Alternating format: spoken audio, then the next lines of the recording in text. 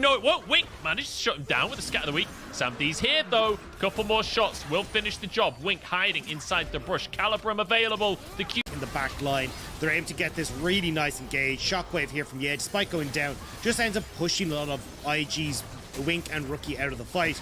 And then TT can just run them down. To be fair to IG, that was actually way closer than I really expected with the lead that TT had. I thought that was going to just be everyone goes in, you get the big shockwave right off the bat, and it just goes crazy from there. But fair play to IG actually being able to fight that one out at least a little bit. Shadow7 just cutting Rookie off, making sure he doesn't escape from the play in the end. Very nicely done by TT. And honestly, just the start to the play was hilarious to me. The fact that Shadow7 got the sweeper off and no one on IG knew it was happening. It was, you know, a sad, sad situation for IG. I mean, at least they're trying, right? Because for IG, that's kind of the way you gotta make this work now. It's this hiding in brushes, trying to see if you can pick people off, make it work for yourselves. But Romeo moving on to the bottom side. Shadow7, I don't think he realizes that they're here. He smells a rat, though. He knows something's going on. Diego is dead, so you got to assume that he smells pretty bad at this point. Gives the game away. So Shadow7 will back away. Not a fan of that. Not a fan at all. Still got 3 minutes till the next Drake Dagda. We don't have any heralds up, but Baron is live. Maybe that's something we could see taking this game as we are seeing both teams clustering up. I have to say, the quality of my feed has dipped to horrific points. I actually cannot see what's happening at this stage. I can see the blue health bars are getting a bit sparse. The red health bars grouping up. TT going in. There's a solar flare that has happened in the fight. I think TT are backing away. Yeah, I mean, I'm looking at about 40p on my screen right now. I don't know if you're much better. Yeah, I've got blurs. I've got red and blue blurs. Yeah, I can just make out an Orianna ball that's moved in, but now Shadow7 playing front line? Question mark? Is it going to be doable? That was a scat of the week. That was definitely a scat of the week. There's some snips going through from the Gwen. And they back away once more. Oh, it's tense, Dagda. I mean, the blue and red health bars are doing things, but that's about as much as I can make it right now. But, I need in-depth analysis of these blurs. Yeah, I don't know. I'm not sure what's going on at this point. Baron down to half. Here we go. TT grouping up to try and protect the play. And IG trying to contest. It doesn't happen. There's a kick. That was gorgeous from Xiaopeng. And now TT can pile onto IG. There's nothing you can do as Sammy D tears them all asunder, chasing down for more. Rookie left alone in the world of Shadow7, trying to chase him down, trying to snip him to pieces. But this story is all about Sammy D. I wanted him to get the penta. I wanted him to get another one for himself, but unfortunately it won't be the play. Either way, as Rookie falls, the base will be cracked open by TT. The rest of them are actually running over to finish off the Baron as Rookie realizes he's got nowhere to go and nowhere to hide. Yeah, I say that. Wait, no, he's running. He's doing his best, you know. Props for surviving that long, but it was never going to work out. And at the end of the day, TT are currently doing the Baron. They got the mid in here. They got so much done here. Even going to commit the TP from Shadow7 to rejoin the team, make sure there's no contest from IG. But I'm not sure that's actually going to stop the contest. Here we go. Wink coming in. It's a 10, 11,000 gold lead for TT at the start of this fight. Flash away. Shy in the middle of everyone here. Lucas trying to do damage as a stun onto Sam D, but they just can't hurt him. Nobody's even got near to him. Sam D is just free fired as Shadow7 1v1's Wink. Lucas is sent off back into the top side and Shun. He's an angry Viking. He's going 1v5, but he just can't get it done. Oh, Xiaopeng, can he stop the recall? Oh, he flies over. He missed him. He didn't see him. The recall goes through. I mean, it doesn't matter at all, but it's kind of funny. And now the Baron will go down as well. And look, I think it's safe to say at this stage, Munchables, that this is a TT win. And it has all started with these messy coin flip plays coming through from IG that have just been all over the place. Like going for these over-aggressive dives in the top lane. Rinse and repeat bot side gets them all killed as well. It felt like IG, I appreciate that they're the team that needs to make the early game plays. but you still got to be smart about it, right? You just can't go running in headlong into these big fights and like not even thinking about what you're going to be doing. Look, at the end of the day, I get it. IG, you're down 23-3. It's a 15,000 gold lead. I get the desperation plays. I understand it. Speaking of which, I check where Lucas is right now. He wants to make something creative happen. Maybe a pick onto could open up the map a little bit for IG. Banshee's Veil is going to make this a little bit more difficult, with one of the worst flashes I've ever seen. Shockwave onto 2, but it doesn't matter. There's a kill for the Shy. It's traded for a Drake here. And now Xiaopeng engages. We've got Pudding behind everyone. It's a beautiful knock-up as he sets everything up. Xiao7 now jumps into the fray. Needlework through.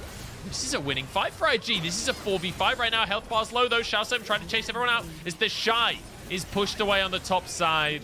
I thought maybe the miracle could happen, but it's already donezo. Little peace sign comes out. As it's going to be TT marching this one into the base. The supers are already there. The Baron in the back pocket. Dagger, I think this one's done. Yeah, the miracle play needed to happen like 10,000 gold ago, and unfortunately that was not the case. The TT are crashing through the base. They're looking to end this. They want to close things out here. 4 men strong. Sam D still... Oh my days. Wink died before he hit the floor. That was disgusting damage out from Sam D. And a great kick, as always, from Xiaopeng. Rookie forced onto the fountain, and Sam D wants himself a triple as well. You don't get away with that kind of play here. It's Sam D, 14-0 and 4. He wants a little bit more. There's the quadruple, but the Nexus falls. Pudding ruins it for everyone. But you know what? It's still a beautiful game. It's still TT evening up the series and giving us another one. I'm ready for a game number 3 because honestly, this has been a fiesta. This has been great. This has been non-stop action, and a lot of it doesn't make sense, but that doesn't matter. I just like that we're getting blood for the Blood God bunch. It's so beautiful to watch. It's so much fun to see. 자, 막차가 되겠습니다만, 자 피오에 합류하게 됐고요. 이제 두 번. The playoffs here, you want to get first or second to have a bye into the second round of the bracket of the playoffs, whereas Bro are looking to play spoiler tonight. Yeah, it's going to be, again, potentially a really cool series if we could see the upset come through. Expectations, as they were for the last series, are favoring Live Sandbox, as the last series favored Nongshim, to take a 2-0 win, especially when you consider the stakes. But as we saw in our last series, upsets do happen. So we'll see if Fred and Brian can once again be the King Slayers, because right now, it feels like Live Sandbox might be the kings of the LCK. It definitely does feel like that, especially with Nongshim dropping a couple of games there to a freak. It feels like the throne is open, right, for that king spot, but we'll have to wait and see, as I believe we do have some round 2 of playoff bye contention update here. As Nongshim, they do have the most amount of wins, but they did just take a loss, so they fall in probability. Yeah, you can see that with the remaining matches here, there's Frederick Brion and KT Rolster for Live Sandbox, which are 2 wins you expect to take, right? And then Nongshim have the expected win over Genji, or rather over DRX. It's all about that Genji matchup. So those stats that you see, the 61 versus 46, are what our ELO predicts Live Sandbox's chances of beating Damwon Kia, while Nongshim also loses to Genji are. So that's what this really comes down to. If we do see those 3 expected wins, Nongshim over DRX, and then Live Sandbox over Fredit and KT Rolster. So those are the big things to look out for. Genji, on the other hand, have a tough lineup. That's why they're down at 30% of remaining opponents. Live Sandbox versus Fredit Brion's points of the match, trying to get on a non-stop bus to playoffs round 2. And then, of course, Fredit Brion taking on another Goliath after failing in their miracle run. It was 59 days ago since Fredit Brion actually 2-0'd Live Sandbox. They had the pentakill, famous game from the beginning of the season where people are starting to go, okay, like Live Sandbox, we're still pretty worried about you in summer, but we've come a long way since then. It's a very different team here for Live Sandbox from round 1. That is for sure. Summit is on the up and up. What insane plays will he show against Hoya today? Certainly, Summit in the beginning of the season was, he was good, but a little bit inconsistent. You never really know knew when he was going to show up, when he was going to pop off, or what he was going to do. But I feel like his champion pool has widened, and he has just gotten more consistent, and he was already good. And I think those two things kind of push him up towards the upper echelons of top players. So definitely will be exciting to see what he can do tonight. Yeah, I'm excited to see that matchup against Hoya. We'll hit on that a little bit more as we go into the draft. You look at the stats here between these two teams, obviously at 2nd versus 9th at the moment, and the stats are going to favor Live Sandbox here. But if you look at some of the good things for Fredit Brion, win rate with first Drake, not so high, but it is over 50%. Their Drake percentage in round 2 has dropped quite massively down to about 50%.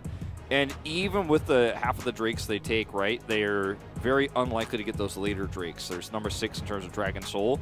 And Live Sandbox is a team that will play extremely well from ahead. They do very often get early leads. They play very aggressively. But even in games where they play scaling drafts, they're terrifying, you know? I mean, Princess Ezreal was one of the first champions we were kind of zooming in on early on in the season. But there's a lot of ways that this team is terrifying in the later parts of the game. And it feels like one of the bigger players that we weren't talking about too much this season. You know, the focus was on Krako and Summit, right? Then when you saw Prince start to pop off as he comes into the roster, effort has always been consistent. They kind of felt like the odd man out for this roster for a very long time, but I do very strongly feel in their last few best of threes, he has actually been one of their strongest players, and this team is really coming together when it matters most right now, and you expect nothing worse than a 2-0 right now going into this best of 3. It's definitely the expectation. We had that for Nongshim as well, and it was a 2-0 in the opposite direction, so they definitely failed tonight. Afrika with a big day. Here's Fredit Brion, you know, the same lineup you would be mentioning. And here's the key player matchup, as you're saying. It is going to be Fade up against Lava. Lava has been a lot of some of the success from Fredit Brion. I think him and Umti do a lot of the pulling, especially early on in the game. As you can see, Lava, he's on the 9th place team, but that's a lot of top stats in the LCK. The big one, I think, for Lava is his damage per minute. His kill participation is also very high. You can see how important he is to this team. He's at over 70% as a mid laner. Those stats usually don't jump up that high unless you're talking about like Pioshik in the jungle. And when you look at Fate's wins here, it's kill participation at 15. So see how early game he is dominant for his team. CS difference as well. The goal difference between these two, you know, it goes to this being a number 2, potentially rising to number 1 team against number 9 here in the LCK. I don't want to chalk that up to Lava failing. He's a very strong laner, and it's a really cool key matchup. But you know, Valdez, one of the ones I'm really excited about is Summit versus Hoya, because in these last few matches, I think he's been Fredit Brion's most consistent player. He is given few resources. He does make great outplays. He is a player who I think against Summit will struggle, but I think he's very much a player that, you know, I think you should focus on his ability to make plays in mid to late game. You know, not about the laning phase, not about how he does against Summit, but the impacts he can make, because, you know, he's one of the players, he was actually in the intro in spring, right? He was their selected player that actually made it into the opening. He's a famous player, very good in solo queue. He's very famous for being the lone guy, right? And right now this means that Umti could put resources elsewhere on the map, and I think that's where this needs to be the success for Fredit Brion, is on the bottom side of the map. Put those resources there. Leave Hoya alone, because he does so well when he's in that position. Yeah, a lot of success for Fredit Brion against some of the better teams has been Umti going for some creative paths and getting some early ganks down in the bottom lane. But we'll have to wait and see what kind of strategy they do go for here tonight. As Live Sandbox, they have chosen the blue side here, and they will be happy with going ahead and starting out there. You can target out some of the big picks on the side of Fredit Brion, you know, maybe take away Lava's Lucian or something like that. Let's see what else they do want to go for here, as we don't have a ban. Okay, there it is. What, 2 Varuses? Okay. Oh, Fixed it. We got to cosplay that now. That's how it works. No,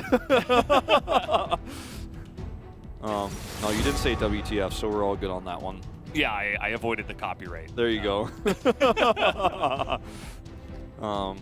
Rest in peace, blind pick, game 5s. But we will see now the target bans here towards Summit on the Jace, the Renekton, and I don't think you want to put Gnar into the list on your first 3 bans here on red side, but that's the 3rd one that you're most terrified of with Summit right now in this meta. See where they do end up taking that 3rd ban, because there's a lot of first pick potential. But with these bans on the 80 carries, okay. I didn't see that one coming. Yeah, Summit's only 10-2 on Gnar, and he is the best Gnar that we have. Hoya is also a player who really likes to play the Gnar, but I think that's kind of I think that was a bit of a tease there in the opening ban phase potentially. It's a bit of a standout weird one. Now you have a lot of options here for first pick. The Rise was left open, and I think that's the safest one you have right now. You have your pick of the litter in terms of the jungle pool too. And I kind of like it, you know, because the Rise, even though there's like Orianna and Cinder, some of these picks that are left in the mid lane, you take away the Varus and Aphelios, stuff that can outrange you. You take away the Jace. The Gnar can also be a bit annoying, and it's left available as you mentioned, but I feel like, you know, it's a great first pick given what we saw in the bans already. Yeah, no, for sure. I think you do need to, you know, look to grab the Orianna here as Frederick if you want that matchup in the mid lane. One of Lava's best here in this first phase. We will see Lee Sin locked in with Kalista, so that does thin the pool quite significantly for Prince. But with a comp with only Rise, you know, we don't know what the comp is going to be, but with a comp that can scale, that has a Rise factor already, I think the Ezreal here is certainly something that you go for, and it's Prince on the Ezreal, and that is exactly where they're going to go. It's a pretty easy lock-in as we're going down the tier list. Now, they do not take the Orianna. They're going to play this a lot more aggressively into the LeBlanc. This is going to offer you a lot of poke. The composition that's fairly low range. I like the adaptation. Yeah, pretty interesting. LeBlanc can do some very fun stuff. If she's on your team, of course. Definitely one of those wild card picks in the mid lane where, you know, you can just kind of blow somebody up, even if you're behind, if you find the right angle, and it can definitely turn the tides of a game. Great at zone control because of that threat. We talk about her body poking from time to time as well, if you're just kind of milling about around an objective as well. She has a lot of power once she hits her Ludens, and she can poke fairly freely against this composition because the reaction time you need to lock her down with Leona the Rises, it's just not something you should expect to have happen. As we do see lots of jungle target bans here for Frederick because that's the one part of Live Sandbox's draft we haven't really seen at all. We don't have any clues there as to where they are going to take it. I expect it's going to be AD, so the Xin Zhao and the Viego removed. With a cannon ban here. Yeah, pretty interesting. Cannon Kalista actually used to be a thing. Yeah. Cannon used to show his face from time to time in the support role. I don't think that's why they're banning it, but just a funny anecdote with the Kalista hanging with no support just yet. As Gragas, definitely a solid choice for what you've got here. Great into the Leona down on the bottom side. I really want to know what our top lane is going to be here. I don't think it's going to be the Quinn. Or the Colette. Yeah, no. Will it be Nasus? Both are niche picks you can pick into certain matchups, but neither of which you want to pick ever blind. Will Effort hover Nasus again? Yeah, that he will. I think there's no question about that. That's the one thing we know 100%. As it looks like it's going to be a Camille pick here. So the one thing this draft was missing was hard side lane pressure. Ryze can side lane very freely. Hey, there it is. Ryze can side lane pretty freely, and we'll be able to farm quite a bit there, but the Camille makes that a double threat because she can push on the other side of the map, and you're going to have a really hard time locking all of that down with Frederick Brown's comp. Diana was just totally left through the draft. Like, nobody really showed any big focus on that, and in fact, they're just not even going to pick it. They say, okay, we'll go Trundle. If you do go Diana, it's not necessarily great with what you've got in terms of split pushing with the Ryze and the Camille. Set is the response, of course, here. So the Trundle, great at kind of disengage and hanging around with Leona and Ezreal. You can get some nice picks and disengage and help them survive if Ryze and Camille are kind of off doing their own thing.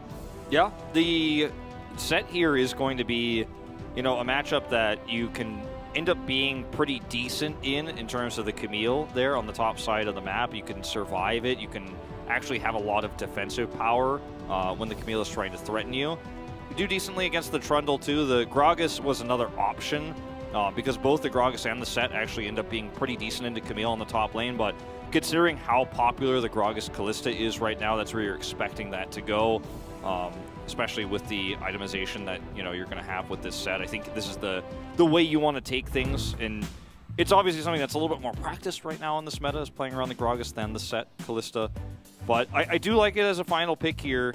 My issue here is the longevity of this comp for Live Sandbox is so good. The late game is going to be so impossible to deal with. Split pushing Camille, Rise on the side lane, the Ezreal scaling, and all the engage tools they have. Yeah. Whereas this is kind of a little bit pigeonholed on how much damage can LeBlanc do late game, because the setup not very consistent, unfortunately. Yeah, we'll have to wait and see how the bottom lane goes as well. Obviously, on paper, favoring Prince and Effort as players, but head into light, there have been some games where they have popped off, and Kalista can do some fun stuff. We all know what Kalista can do, and especially when she is partnered with that Gragas. The bans were pretty interesting, actually, from Live Sandbox this time around. They banned Varus and Aphelios, and those were 2 of Henna's most played. His second, actually, out of the 3 most played was Kalista. Yeah. So I think they must have absolutely expected this pick and have prepared to play around it. Yeah, it's definitely one that he played a lot throughout the summer season, a little bit in spring too, and it's I feel like Fredit Brion, if you remove the nameplates, and we have to do this a lot actually in the LCK, especially in the end of the regular season, where if Fredit Brion were playing for their playoff life, they might not have actually drafted quite like this, but they're playing a very, very difficult to execute composition with players that absolutely can do it, right? Hoya, if he's going to play weak side Set, that's the guy to do it, right? He's forever alone. He's going to play it on the top side. You're going to play this extremely hyper carry focused late game LeBlanc, who's going to need a poke and need to get that chip damage in and be your main source of damage that's ranged to set up for him to do that. Lava's your guy, right? But if the coordination requires so much of this team to all be on the same page, have the right position, have vision control, and look for big combos with, Set engaging, Lee Sin looking for kicks, how the late game goes when you have to also consider Gragas as a great engage tool. With a stronger team, you're like, this is a terrifying draft. But with Fredit Brion, we'll have to wait and see. Summit's like, okay, sure. I'll take that trade if you want. Gonna have a fun time of it. Did go the Grasp for some bit better potential trading there in the early game in the quick trades, of course. Yeah, less so in the extended trades. Conqueror could have been good for that. But either way, as you can see, tons of comfort here for Henna. 13 games on the Kalista. Some of what we talked about, but no slouch or Prince and Effort on these 2 picks. Very much their most well-known for these 2 players. Not to mention that, the fact that this lane is already being pushed in like this at this stage in the Kalista versus Ezreal matchup is a good sign for them in the early parts. Scary moment here. That timing was nice, but yeah, as you mentioned, you're still going to get chained down, and yeah, you can flash over the wall, tries to get helped, but the pillar's not good enough, and an early gank from will be key for helping out Fredit Brion here. Yeah, you just can't be there if you don't know where is. He's going to lose his teleport early on here. It's going to be a ton of extra gold.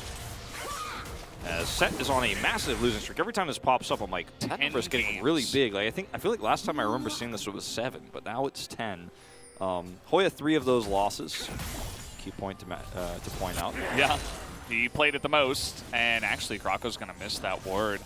Oh my god. It's not a critical ward because it's like not in the brush, and it's a little bit awkwardly placed, but it's still very tilting that he did not find that one.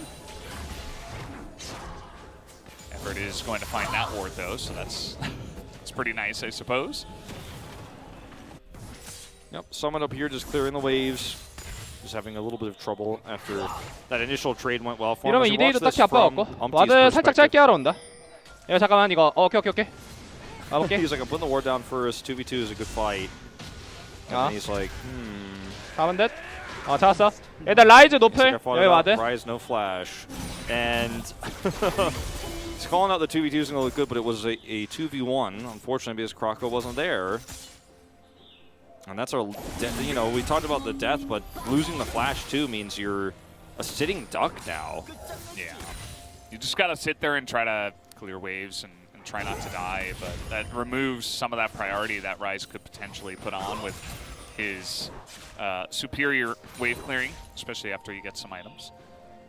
But should have the flash by then, I suppose.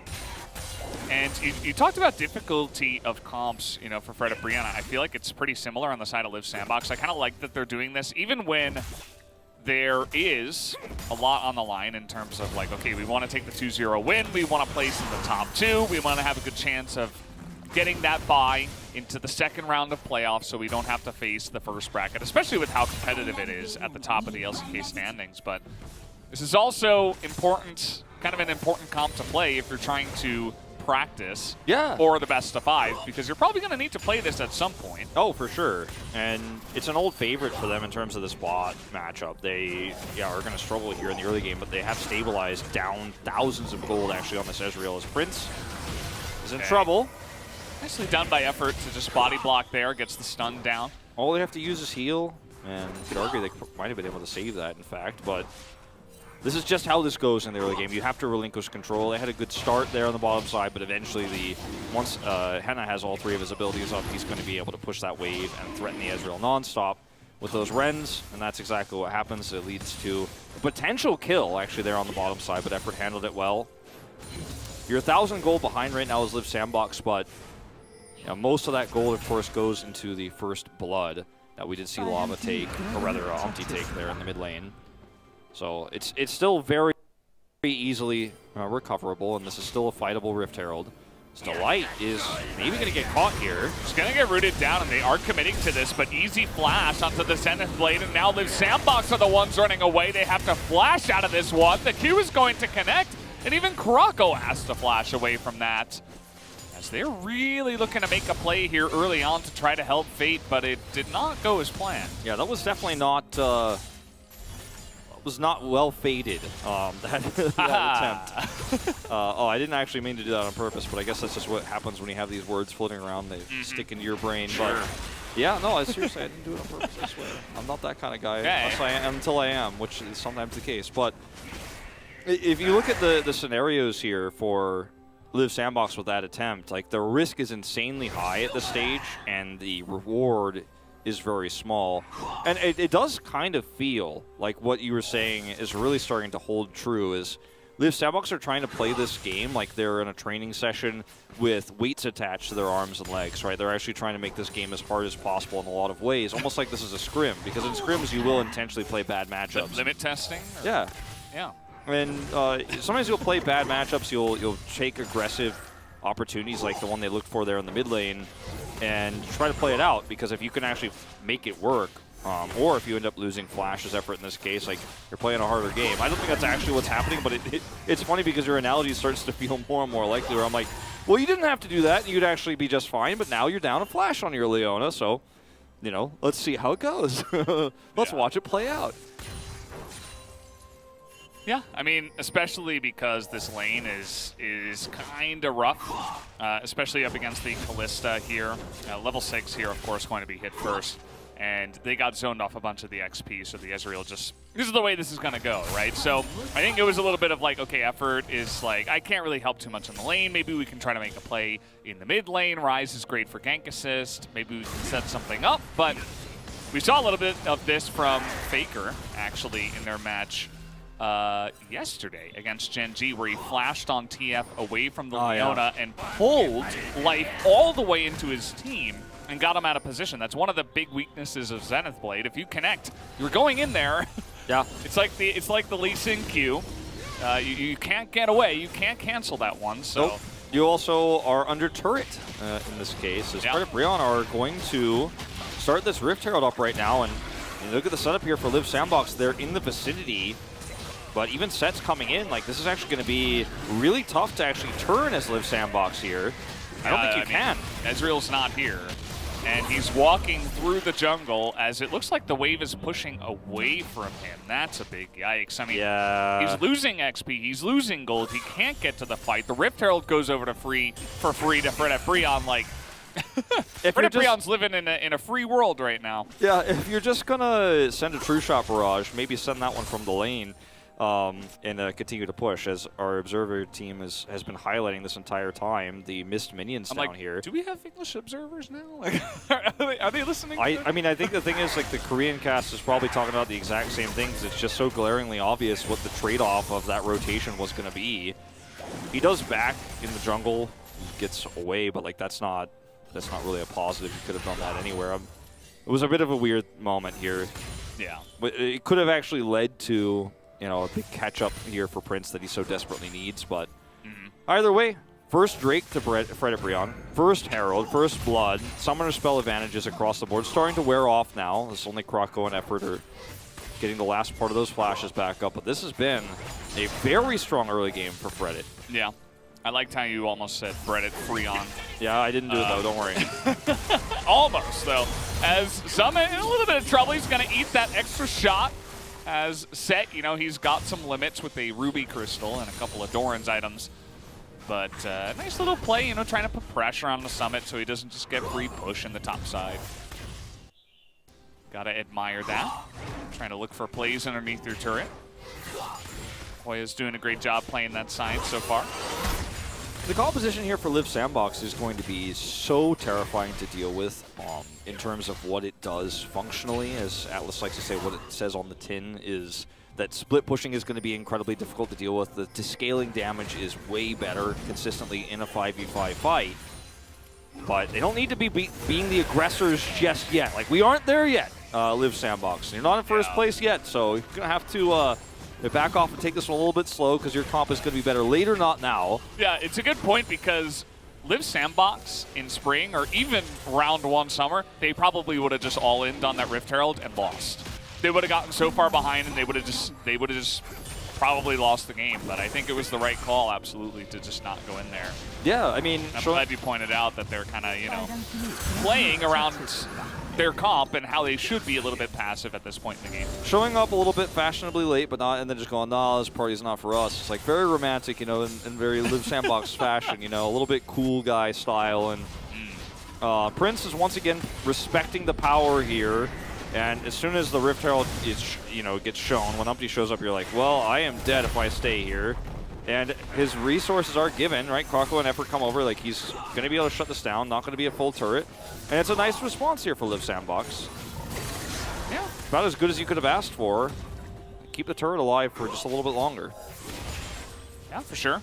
It does mean that Henna is given a lot more gold as well. This early game play from Umpty really set the tone as he visited mid, got a kill, went down to the bottom side, pressured them off the turret, got the heal, made that lane win harder than it was already going to, made the play onto the Rift Herald and was able to snowball that into more.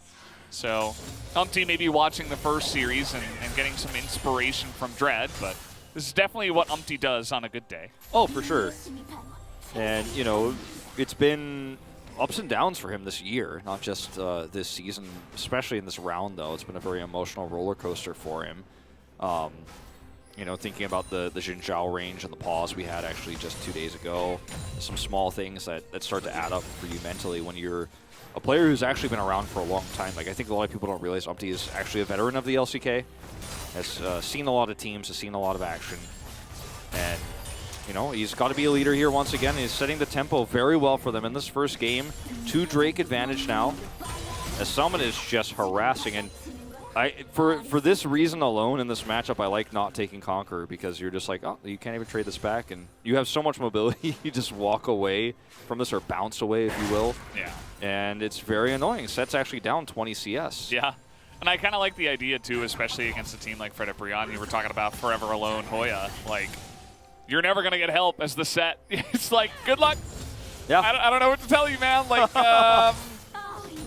you're just up there by yourself, like, quite literally. Summit's like, thanks for the shield. I'm going to tank your turret shot, and I'm trading up. Umpty and Lava easily could have, like, rotated top and maybe try to pressure him back, try to help out your top laner. But no, we're just going to invade the enemy jungle, get some extra vision, help out our mid lane. Not a bad idea, but it does mean that Hoya is still forever alone. The scary part about committing to help Hoya in this case, too, is you have Ryze in the mid lane who can out-rotate a lot of the times. Right now he has teleport advantage, so if you try to make that play, he's going to come up and punish you. He also has Realm Warp, so he doesn't even necessarily even need to commit the teleport. Then what could have been a punish on the Summit ends up being an outnumbering of Live Sandbox beating out how many players you have there in that top fight. Then you lose that, you lose turret plates, and it becomes a disaster. But they do not commit. Unfortunately, Hoya is just doing his job here, which is very painful. It's going to be a lot of lost minions here as he is forced to retreat. And we're 2 minutes away from this Drake fight. So Live Sandbox have had some rough times, right? They lost the objectives. They lost a lot of power bottom side. But it's not a big enough lead yet for Frederick Brion to where you feel very confident about your position in this game. The Drakes are great, but we're not at soul point just yet. And even with a 2 Drake lead, you've extended the game if those go over to Live Sandbox, which isn't good for you either, right? You need a bigger lead than this one, I think, if you really want to find the tempo advantage that's going to let you coast through that mid to late. Yeah, got a nice little snowball going for sure, as long as they can kind of ignore the top side. Bit of a rotation as Henna is now up in the top lane, and now it's Fate versus Hoya. Kind of mixed up the lanes here. There's a lot of focus for Fred. Brion is up in that top lane, and they send Hoya down because he's got teleport, and if anything breaks out, he can get back in, whereas Lava does not, and they're really going to try to secure this one big time. Yeah, this is going to be a really big fight here. Potentially, is we do see the rotation over from Fate is a little bit late here. He has to teleport. All right, we're throwing it all down on the second Rift Herald. Where have I seen this before? Well, in a lot of Live Sandbox games, as they're trying to turn onto Summit here, but he immediately is able to get back as Hoya is super low, and he just gets blown up as he says there's only one direction, and it's forward. And they all tried to turn onto the Camille, but Summit's escape was great, and the committal from Hoya and his subsequent death means that Live Sandbox get the objective here for free. Yeah, he's just not tanky enough at this point to actually look for that type of engage. He's going to get burst down super easily. Umpty is in the same boat, you know, and unfortunately he's not able to hit the big damage. They have good engage, but they're not able to execute on it correctly here.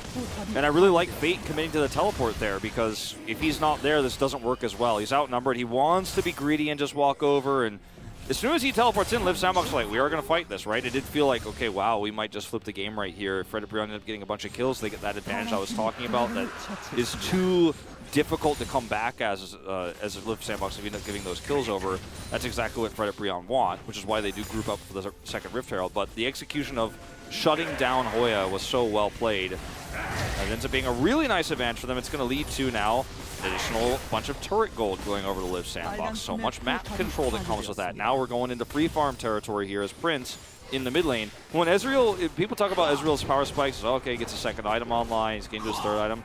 When Ezreal can farm free in mid, that's when you know it's going pretty well. Like once you start to get to that point, you're not under any threats, you're just sitting in the mid lane and pushing and nobody can touch you because there's side lane pressure on the other sides of the map. You're like, cool, how could I mess this up? Like how can I not get minions and get gold? Like, it's really tough to mess that up. It's gonna be Krako's perspective here. He's literally just saying over and over. And that's the problem, right? Like Subjugate actually makes it so much more difficult for Set to actually be in this position. If Set's in this position without his tankiness, right, and he's slowed, he's just going to get rooted and blown up by all this damage that Live Sandbox has. Yeah. And now, Lava is on the block. Generally pretty difficult, but you get that 2-second root, and okay, he's actually able to get away for now. Does have teleport, but I don't think he gets out of here. Well, he is the Blanc. They have with Flash, and he's going to buy a lot of time anyway.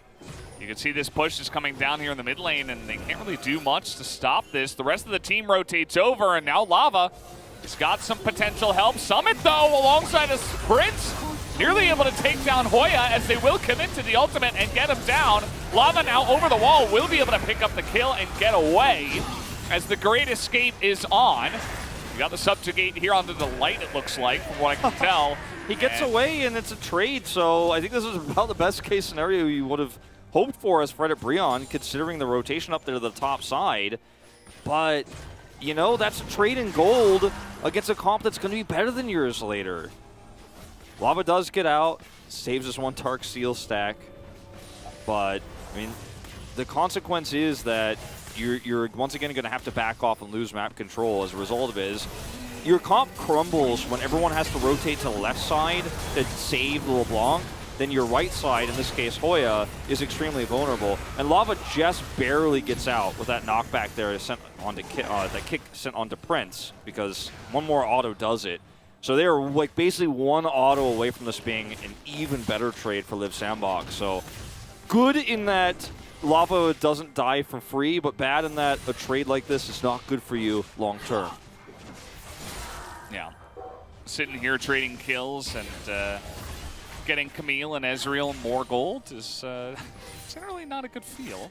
Although there are a couple of the carries on the side of Fred Brion that are farming nicely themselves as well. The Kalista with the 1 kill so far. Even Lava is very much keeping up in terms of CS and also picked up a couple of assists. So we'll see what they can do in the mid game.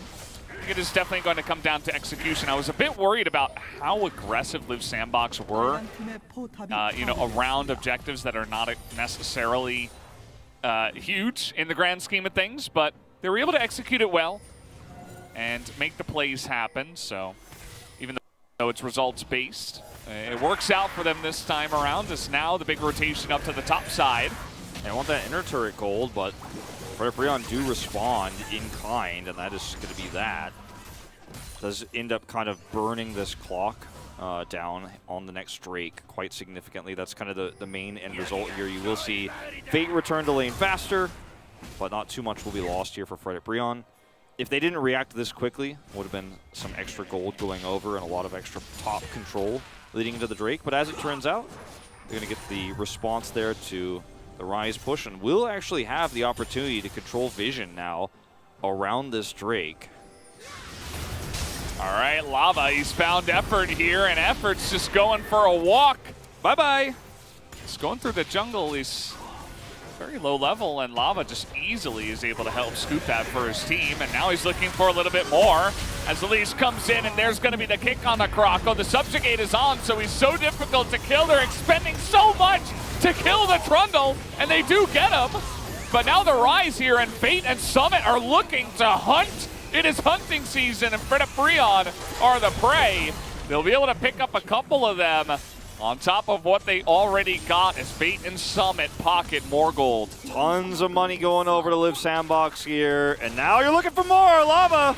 That is the LeBlanc. He's got a way to fight here. Game over. And that is the end of the fight. I am LeBlanc, I declare it. Yeah. Insert coins to continue. He is going to have to back off, but this is a mistake from Effort where you don't have any vision around the Drake pit, and Lava just waits for someone who comes over to check the vision. It's even with Leona, who's very tanky. You mentioned the level advantage. It's insane versus support at this stage in the game. And this ends up being a way big overextension for Fred Brion. The Subjugate is enough to actually buy time, and they double down on it. Meanwhile, the Drake. You got another fight here. Umpty is right in the pit, and he's going to get there a little bit late to that Smite fight, and it does go pretty easily at 897 to the side of Live Sandbox. Croco able to pick that one up, and now they're just kiting back. They have an Ezreal, they have a Trundle, you throw a pillar, a couple of Qs, and you can easily get away from Bro. Yeah, and Fred Brion don't want to repeat the same mistake they made on the mid turret and continue to chase and overextend.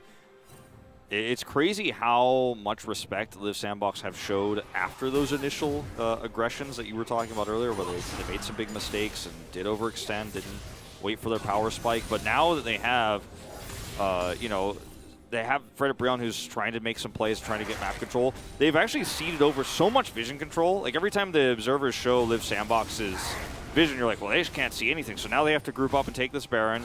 But I like that they're not, you know, completely committing to try to take these vision fights alone, because that's when Fred Brion could just pick single champions, as we saw the pick onto Effort just moments ago. You got to use your side lane pressure to get even ward clears. Right now. Good luck, Hoya. You're down 80 CS, and you are 0-3 against a incredibly fed Camille, who's got the most farm currently on the side of Live Sandbox. This is where the fun begins. It begins to begin, you know? Yes. Here for Live Sandbox. This is where you see the light at the end of the tunnel. It wasn't a very dark tunnel, but you got through it relatively easily. And once again, Prince free farming in the mid lane. And they finally, with that side pressure, once again pulled Frederick Brion enough apart where they have a little bit more map control. But Summit, will he get punished this time? Nice denial there on the hook shot. He's still kiting them out. And as the chains are going to miss, and there's 3 of them down here. As the jungler is here as well. And yes, you get Summit, but now 3 of them. It's Ryze and Ezreal just getting to work here onto this Baron. Do they have enough damage is really the question. I think so. They missed the ward here, so Frederick Brion, no, but it's too little too late. Efforts here, he's trying to zone them away. He's going to be in a bit of a rough spot. Might have to sacrifice his life. Down will go the Baron, and see you later, they say.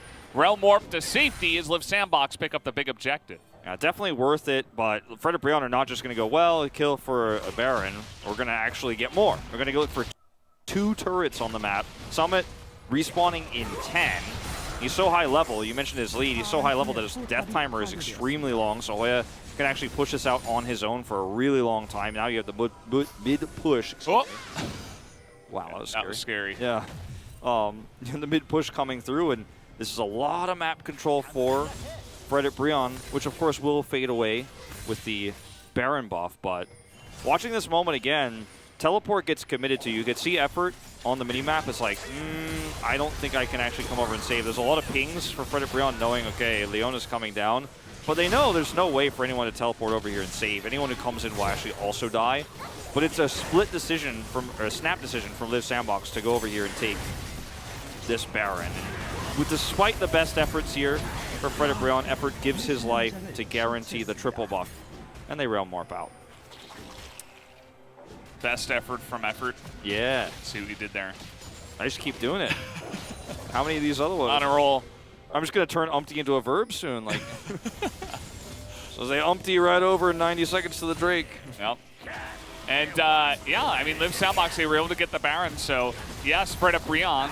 We're able to get some things on the map. It is going to be difficult to stop some of the split pushing that you do get here. Summit, of course, was not able to get the Baron buff, so he won't have quite as strong of a push.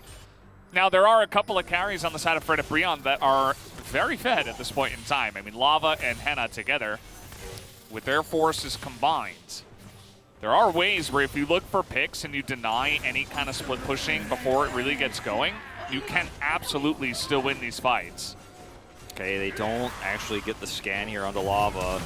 Okay, we're just going in. That's going to be a nice chains onto Prince, but here come the teleports. The turn from Live Sandbox is going to be huge as Summit just locks him in onto Henna, but Henna lives, and now he's kiting them out, but Fate is in the back line, and this Ryze is gigantic. He picks up 3, he gets 4, and it doesn't look like he'll get any more, but it doesn't matter because the game might just end. Yeah, Live Sandbox have so much power right now, and 30 seconds left on this Baron buff gives them a huge amount of swing right now in this game. That's going to be an inhibitor easily.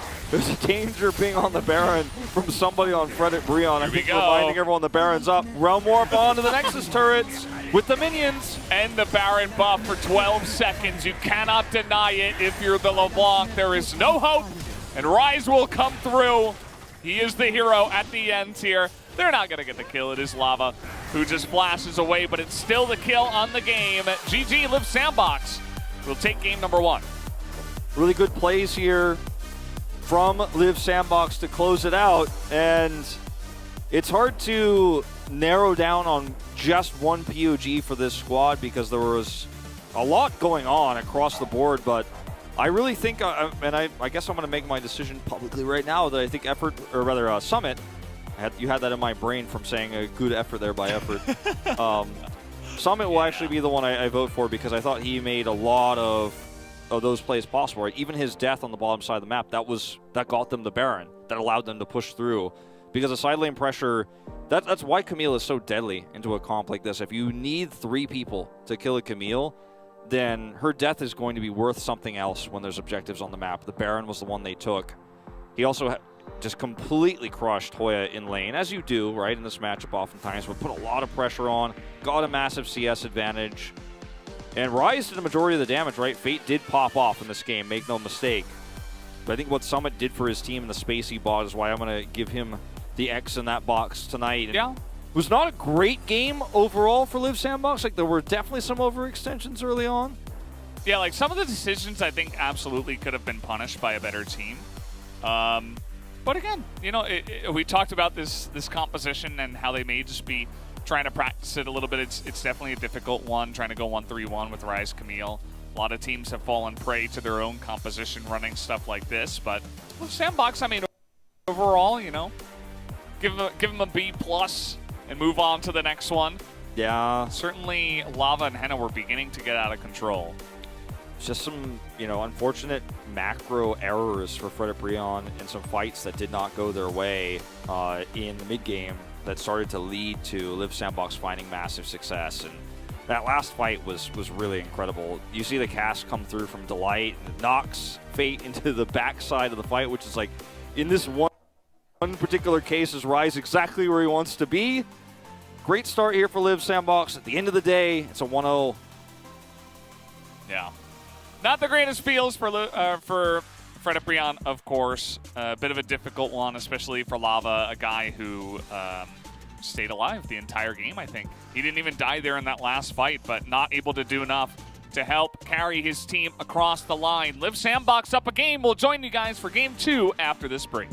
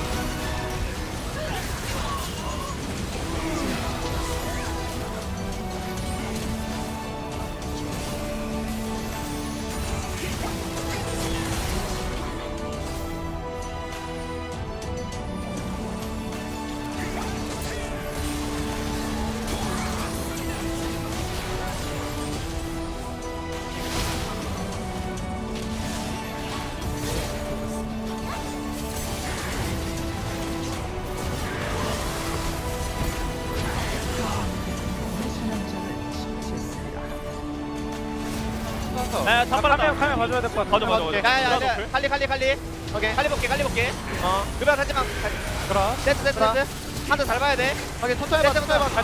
괜찮아. 야 이겼다 세트 너무 아, 까비. 야 미드로 다 가자 끝났다 이거 미드만 끝났는데? 나이스. 와, 나 뭐야 나? 잘했다 야 와, 1대스 했는데 잘했는데? 멋있죠? 다음 판 무난하게 이들 아니고 미안하다. 갱당하면 안 되는데 진짜. 잘했어. 오케이. 얘들아 이거 나 그냥 궁 넘겨줄 테니까 야, 르블랑 그냥 스턴 박아줘 상우야. 얘들아 이거 나 궁 탈게. 헤헤헤헤. 다 타봐 속도 내고 타워 쳐줘. 르블랑 뭐에다. 르블랑 내가 풀기 막아줄게 야, 머리에서 칠게. 야, 앞에 막아줄게 나 끝내. 오면 때릴게. 잡고 싶은 걸? 그럼 죽이든가 오늘 안 돼. 야 얘들아 끝내줘. 야 나온다 그라 높이. 나이스 잘했다잉 야, 수혁이 잘했다. 야, 멋있다. 야. Completed for this Gwen in the top lane, and that's not even including the fact that Rookie, he's finished up his 2 items. He's looking towards this Randuin's Omen. He knows that the only person he needs to worry about is Sam D on the TT side. Oh, Zenith Blade comes out from Pudding in the bottom side. Rookie flashes the Solar Flare though, and he'll be okay. And now they re-engage onto, Rookie has some serious damage to be working with here, as he's just shredding through the health bar of the Croc here. Tries to escape, but the Magnet Storm keeps them still, and the rest of the squad clears everyone up. The Shy taking his second inhibitor of this game as Pudding falls. The whole of IG barreling into the base of the Shy in another 1v2. It's a triple kill for Shun, who can look for a little bit more. There's a knockup coming on in. Shao7 saves Sam Dido. Oh, the Moonlight Vigil goes wide. It's a disaster for TT. It's the end of the game. It's the end of this series. The last performance we see from these players in 2021. And it was a beautiful, beautiful fiesta. IG take it in the end. They can hold their heads high and walk away with a smile. And again, it's in classic IG fashion. The Shy taking over in that top lane. Shun playing towards the top side of the map to facilitate that. And again, we're seeing these plays coming through over and over. It's bedlam, but that's where IG thrive. And look at the smile on the mid laner's face. He's happy to have that win. Yeah, you can see that IG happy to finish things out in style, at least get a win to end their split. It's not been a good split for IG, but at least they have a silver lining to wrap things up with, and we'll see what the future holds for this roster as well. Obviously, we've all heard the rumors. We'll see what the future holds, but at least they can walk away with a win. At least they have this one nice happy note to round the split out. Yeah, and as it's kind of the last time that we'll be seeing them on the Summoner's Rift for 2021, it feels nice to at least know that they got that victory. But I think, again, like, we got to see kind of the classic IG coming through, where getting a lot of those early kills, and it was a bit messy with a lot of back and forth, but when it got to the later portion of the game, the veterans of Rookie and the Shy understanding, hey, look, we can play through these side lanes. The Shy is absolutely monstrous against this Tam Kench, and there's just no hope that TT can respond to it. I mean, we said, look, you're saying, look, Tam Kench can't really.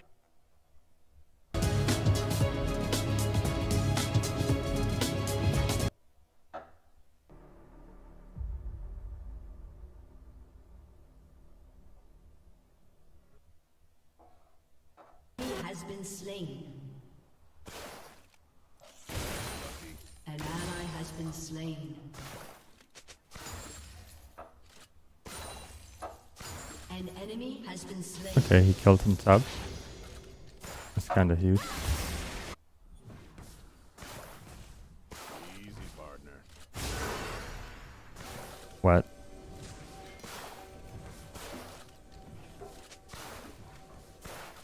An enemy has been slain. Shut down. Okay. Okay, I mean, we could get out, but that was fucking weird.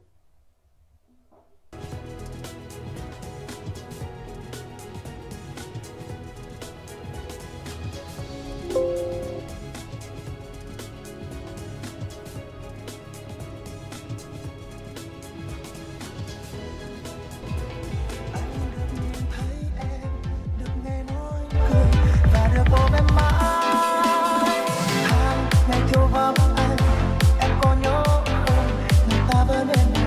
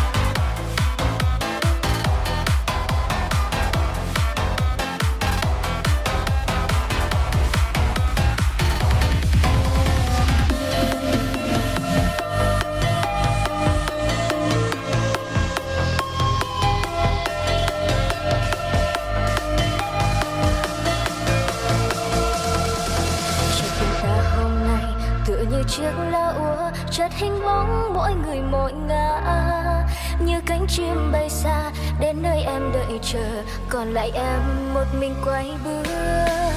Đừng buồn chi anh ơi, vầng trăng đã khép kín, gọi nhau mãi chỉ để thêm đau. Em ước mong cơn mưa xóa tan đi cuộc tình, để lại đây dấu chân đôi tình nhân.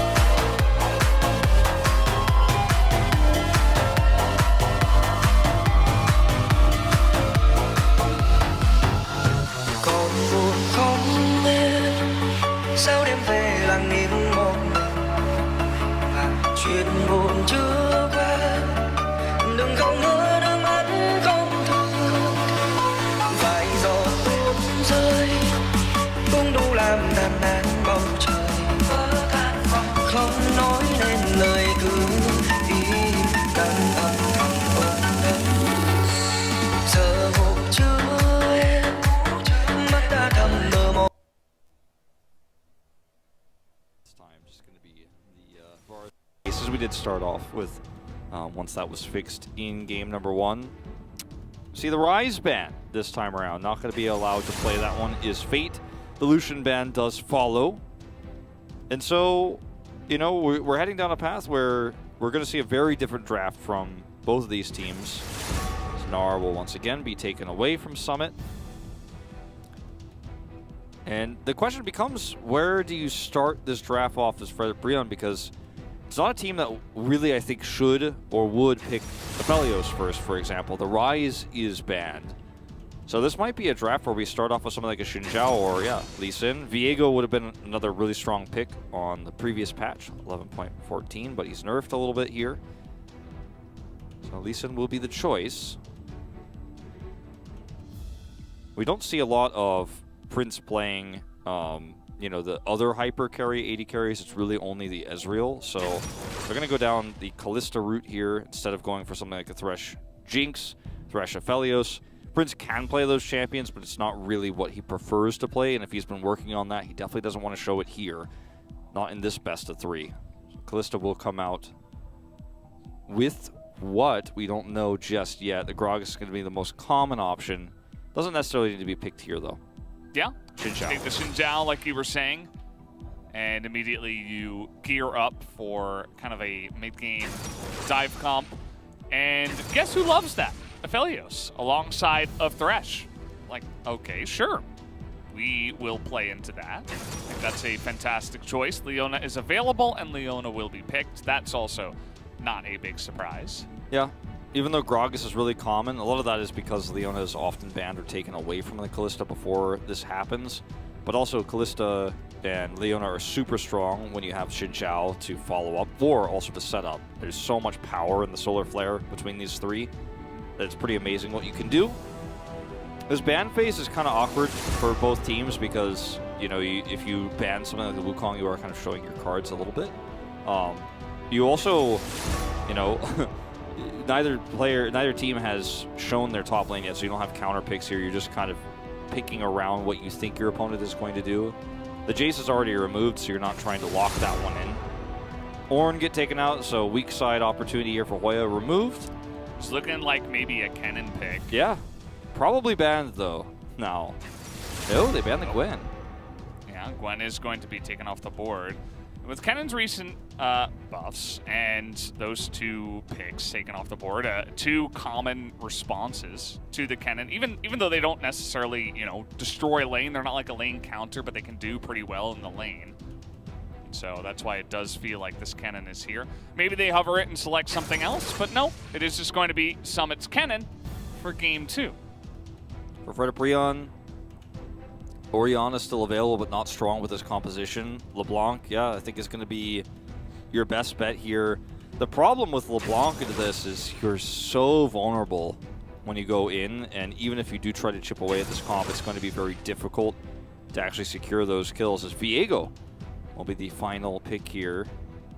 And the last pick for Live Sandbox is going to be in the mid lane. You have a lot of options into this LeBlanc. It's probably going to be, it's almost certainly going to be AP. Right? Right? Yeah, Syndra actually, I keep forgetting about the Syndra because she's been so out of the meta here in summer, but best option, going to be able to give you a lot of engaged potential. You can follow up very easily for the Kennen in team fights. You have so much setup for CC here. It's insane what Live Sandbox's comp can do. The flanking power of the Kennen to kind of lock anybody up who's trying to carefully position around these Drakes, for example, later on. Kennen can just come around the backside, push that away. Syndra comes in, follows up the stuns. There's no target here for Live Sandbox that's very vulnerable to LeBlanc's pressure. Kalista, happy to be up close and personal, does have so much peel as well for the LeBlanc. So I think that even though Lava can have a decent impact, if he can find the right targets, in 5v5s, it's going to be a challenge. I think if you can catch some stray targets like we did see him do in the previous set, he caught effort that one time, stuff like that can be massive, but you're not going to get those opportunities very consistently. For sure. It's going to be difficult to just run straight at them and, assassinate a backline, unless he gets ridiculously fed. For sure. There are other pieces of the puzzle here on this composition that can do that as the game goes along. Aphelios, LeBlanc, certainly later on in the game can do some wonderful stuff. This is a pretty interesting draft from the side of Live Sandbox. I'm happy to see Fate back onto the Syndra.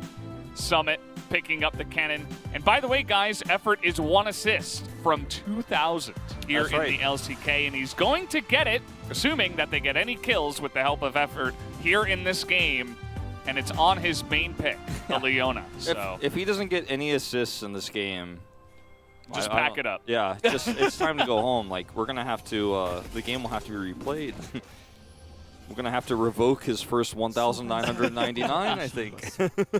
Reset the counter. That's the rules. If you're within 1 of 2,000 and you mess it up, like, just goes back to 0.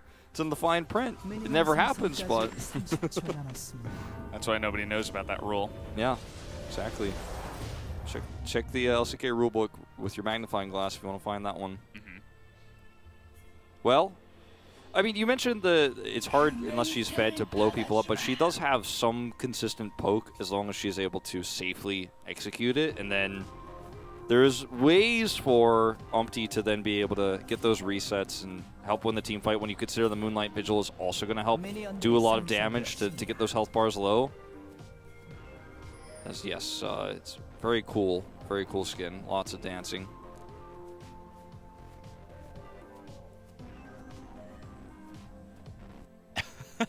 Okay, we're allowed to talk again. Yeah, I was liking that song. That was good. Yeah, I was kind of vibing to it a little bit. Yeah. Okay. All right. We see you guys. They both scan at exactly the same time. It's almost like they've done this before. Yep. And it is going to be obviously a little bit favored for Prince in this matchup in the early parts, especially when the plays go like that. Play very powerful, you know, in conjunction with a lot of other abilities, but at level 1 like this, when you miss it, you're just like, oh, this is going to be a little bit of extra damage. Oh. Oops. Yeah. You see Effort has played 13 games of Leona, 10-3. Certainly helps that the team is doing well, but as I mentioned before, this is Effort's main pick. Like, if you think of Effort, you think of Leona. Yeah. And often when you think of Fate, you think of Syndra. A lot of the time. Glad you kind of shouted that out earlier, that it's going to be another opportunity for him to pick up this champion. We have a lot of great Syndra players here at the top half of the LCK, and our playoff teams on, you know, this buff are already kind of prepping for using her a lot, I think, going into those final rounds, those final important moments leading up to the grand finals. Fate's just another one of those players you really have to keep in mind. You don't think of him as much as you think of BDD in terms of the Syndra play right now on our top teams. But, you know, he's a really strong Syndra player. Yeah, and if you missed it, T1 versus Gen G yesterday, definitely go ahead and check out that game where BDD was playing Syndra. Some insane mechanics on that champion. If you're trying to learn, he was able to pull off some crazy things. Yeah, no, he's definitely amazing at that, and it was really reminiscent of the match that T1 and Gen G played in the spring playoffs, where he also carried and led them to the finals on the Syndra, but going to be a very aggressive trade here as Fate tries to scatter him off as the tether comes through, and they're baiting really hard. Yeah, Distortion's down. Not quite able to get the angle, but I think, Lava's you know, really well positioned. There could have been a world in where you flash in for that one, but they don't know exactly where Umpty is. So if you get a little bit too ham, you can of course get punished, which is kind of what happened in game number 1 to Fate, actually. Speaking of which, Umpty's going to be annoying. Deny the back. He's actually pretty nice. He's not going to get too much done, especially if Lava shows his back, but if Lava decides to push, maybe you got to teleport out of Fate, but it is a cannon wave, so probably just going to amount to a little bit of annoyance here for Fate. Yep, teleport coming through for Fate, as Summit is doing serious work. That Q buff, you know, it's all this is about now. But he's actually trading. It's not even a trade. It's a robbery here of the health bar of Hoya. We'll get the ward up here too. This is going to be very frustrating for just a few moments before Hoya can sustain through this. Yeah. Note that the level ups on the W, the shield, of course, of Lee Sin. If you're playing Lee Sin, this is one way to just have more survivability, more sustain, by selecting to go for that. As we get the scout of the week here, that's going to be the autos coming in, and Lava, thankfully, will have one last tick on the Corrupting Pot, and he will be just fine. But still a nice trade going the way of Fate, who has full health, full mana. Yep. Lava could teleport just straight back in. We'll, of course, have those recharged pots, and he's going to be able to catch the wave, so not going to be too significant in the grand scheme of things, but was definitely nice to see Fate push the issue there as this is a very aggressive attempt to take, but when you have this Kalista pressure on the bottom side, you can pull it off. I mean, LeBlanc just ports in. The timing of this, you know, you mentioned how it's going to force the back, and it's a nice trade or a nice push there, but it ends up giving you just the extra edge of freedom there in the mid lane, plus the bot prio. These two lanes together grant you early Drake control, and that's sometimes all you need to get a dragon, is just a little bit of pushing power. Yeah, just a little bit, you know. You get level 4 on Xinjiao, you're easily able to take that down, that first item purchase. And it's an Infernal Drake. It's a big one for both teams, and Liv Sandbox being able to pull that one out is okay. We're going to be able to have this gank coming in here as the root and the stun not going to quite connect here onto Effort. As they get the root and the stun, specifically not able to land there. Krako is around, but pretty big wave. Henna and Delight is going to push this one out and back away. So would imagine that we don't see too much action unless Krako wants to be annoying. Yep, not going to commit. It's going to help them guarantee this wave. However, wow! Flashes! It was perfectly timed too. And again, you know, I was talking about the flash trade potentially in mid, but definitely good to get it onto the 80 carries. Oh, for sure. That's going to be really painful for Henna if he decides to rotate up for the Rift Herald fight. And if he is late on the flash, he dies. He has to react very quickly. He does, fortunately for him there. Did, of course, also have Cleanse, which arguably could have been used there the same way, but a lot more difficult to pull that one off. On a shorter cooldown, but if you mess that one up, obviously, the risk is very high, as they're going to actually even use a dematerializer here to get this wave control. But the timing of this doesn't work out for the Rift Herald. It's just going to be very annoying for Fate to deal with. If this was timed a little bit later, this could have been really massive, but still going to be good. Lots of yelling and sound effects in this game between the Syndra and the Kalista. Yeah, that's for sure. Killing the minions with passion. Oh yeah, it's pretty annoying for him to lane in this one. Obviously, he's going to go for QMax now after the E-nerfs, I think. What was it, 2 patches ago, 3? Yeah, it was a little while ago now. Yeah, earlier on this season. And so he just kind of has to sit here. Take note, though, if you look at the CS number, that in fact he's actually doing very well. So Lee Sin definitely able to sustain pretty nicely. You level up that W second on level 4, and you're just able to get that bigger shield that helps you out in the trades, as now we're having a trade down in the bottom side with the Crescendon. Henna is pretty annoying on those trades. Really aggressive take here on the red buff, potentially. Lava's here, and they are going to get the smite off. It's actually really well played, as Fate was not, you know, not able to rotate over there. So small victories in the mid lane have actually made big impacts across this game. Obviously, the Rift Herald, or rather the Drake, is going to be more impactful than a red buff, but it's still quite significant. It's a lot of gold being taken off of the map. The Rift Herald is very important in this game for getting either of these teams a pretty nice lead. Neither team scales, you know, extremely better than the other, but the Aphelios argument versus the Kalista is definitely a pretty big one. And so getting that early gold for either team is actually going to affect the pace of this game quite significantly, but neither want to fight just yet, because this mid matchup has been so volatile. There hasn't been a big enough advantage to rotate over. Effort and Prince level 6, I thought when they were going for that controller, I thought they would just go in there and take the trade, but not going to be the case. Effort and Prince, they don't exactly have a good amount of vision. Actually, a total of 0 wards down on the bottom side of the map, so they do not know where this Viego is. Yeah, the vision control this series for Liv Sandbox has been a little bit lackluster. You know, despite having that pushing lane, just not able to ever clear it. And Umpty has been pretty close by as Krako has an opportunity. Right, trying to get in here with the ultimate, but yeah, Umpty trying to finish it off with that Heartbreaker, and he will. Krako's still around, but now he's up against Syndra, of all people. Tries to go for that trade once again, but Umpty will just use the mist against the wall and get to safety. Does have to use his flash, but it's well worth it. And I think now is the time, as Frederick Brion here, with this advantage that you group up for Herald. Question is, does Henna come? Because he's rotating bottom side right now. If he went straight there, they'd have a guaranteed numbers advantage. But he is going bottom.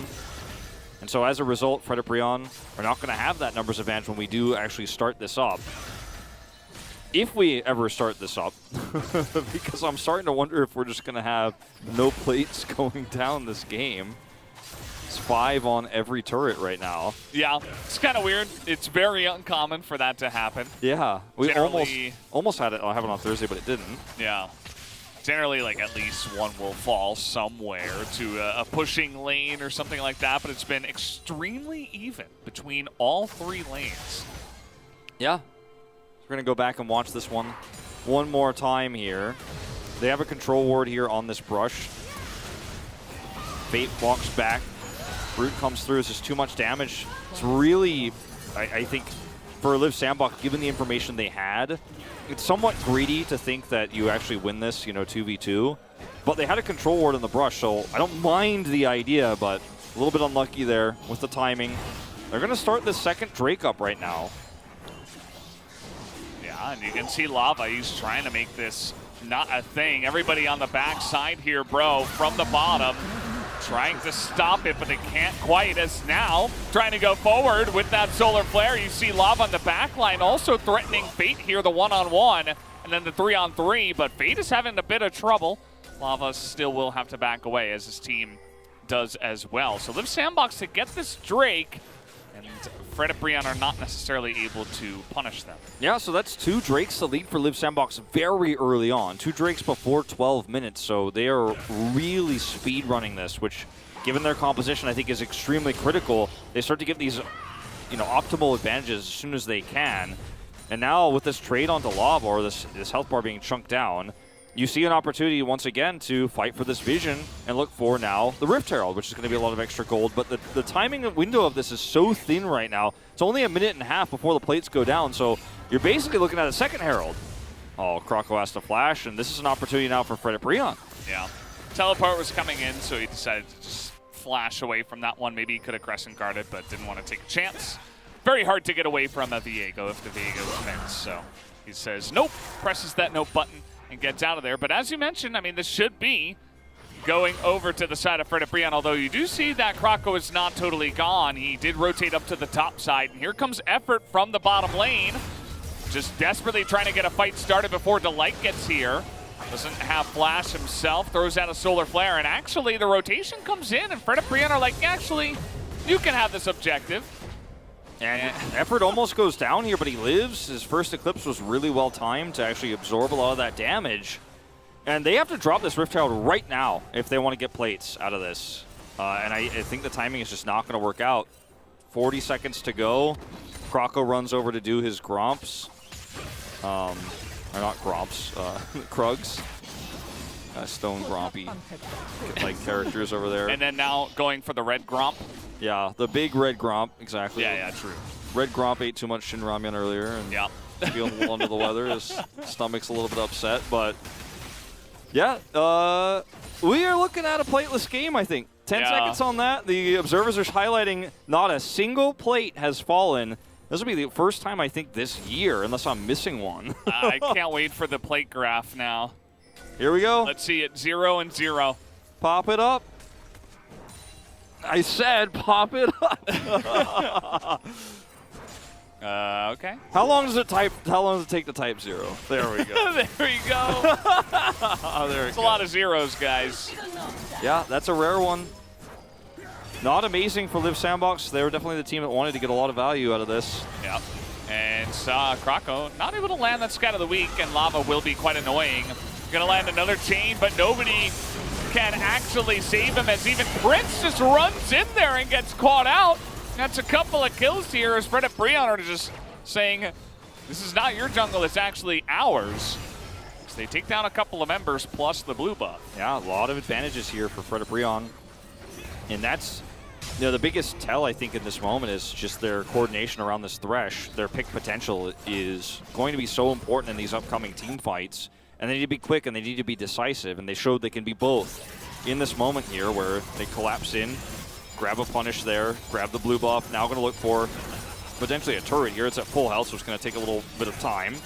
This one was like the least plated, but yeah, Crescendum is big. Yeah, this is this is going down. So we have a one-on-one up on the top side. The belt to try to get away, and the stun will come in. No committal to the slicing Maelstrom.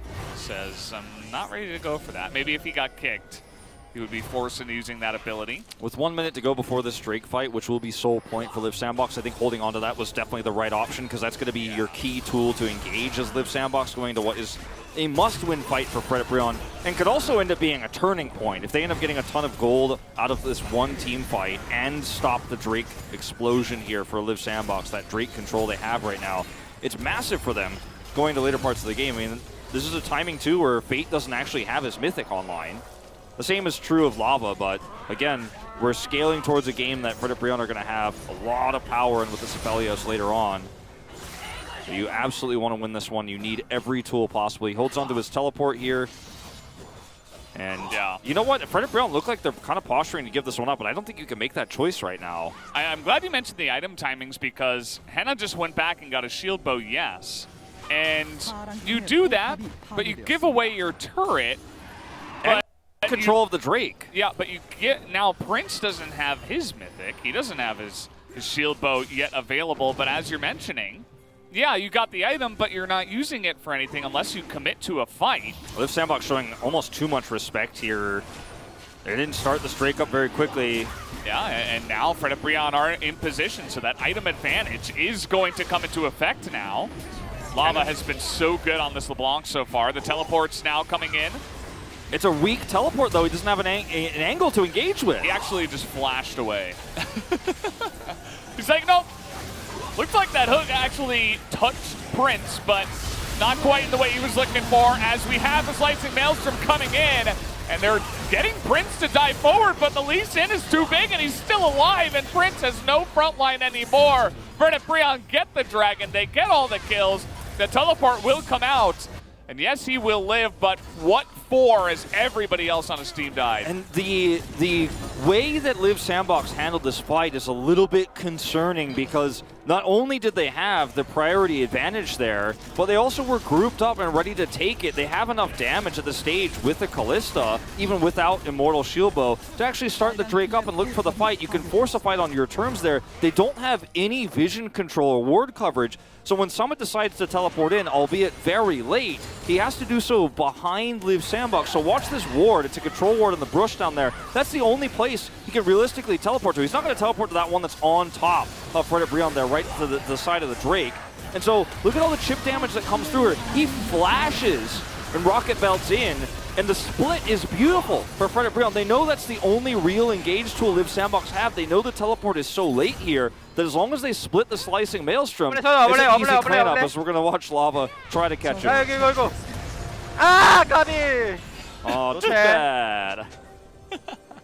But, yeah, he almost got him there. But yeah, that was such a fight for Liv Sandbox. I think could have gone so many better ways if they had preemptively set it up a lot better, or had started the Drake a lot faster. Slicing Maelstrom, almost no value in that fight. Yeah. And when you do something like that and it's not a flank, you're the one that has to overextend. As you see Lava, he's playing LeBlanc. You know it's getting desperate when you're trying to gank the LeBlanc who's level 13 has flash, right? I mean, the chances of you actually killing him there are incredibly low. You totally leave your bottom lane open. Sandbox a bit sloppy in this one, and Fredit Brion are a good enough team to say, okay, I mean, you're going to give us so many advantages, we will immediately hop on that. And they have been looking good so far in this game. Yeah, I mean, I guess to be somewhat, you know, fair to the composition of Liv Sandbox, the Slicing Maelstrom wasn't the only way you turn that fight, but they were clearly preemptively trying to set up for that turning moment. And the positioning was just way too better elsewise for Fredit Brion. They had the box set up to light put that one down. It's just really rough. Scout of the Week here is good. Not going to be enough to get anything. That's another tool they could have used to try to set up for the Slicing Maelstrom, the Scout of the Week, but they don't use them together. And Liv Sandbox is not a game that's over for them by any means, because they lose control of this Drake, but their tempo advantage is waning against a comp that is going to hit its big spike actually very soon. Live Sandbox are like now finally with all their items online, but this is the last moment where they're going to be at their peak. And we look at the next 2 Drake fights, like that's when you're going to start to really wane quite significantly in terms of your power level.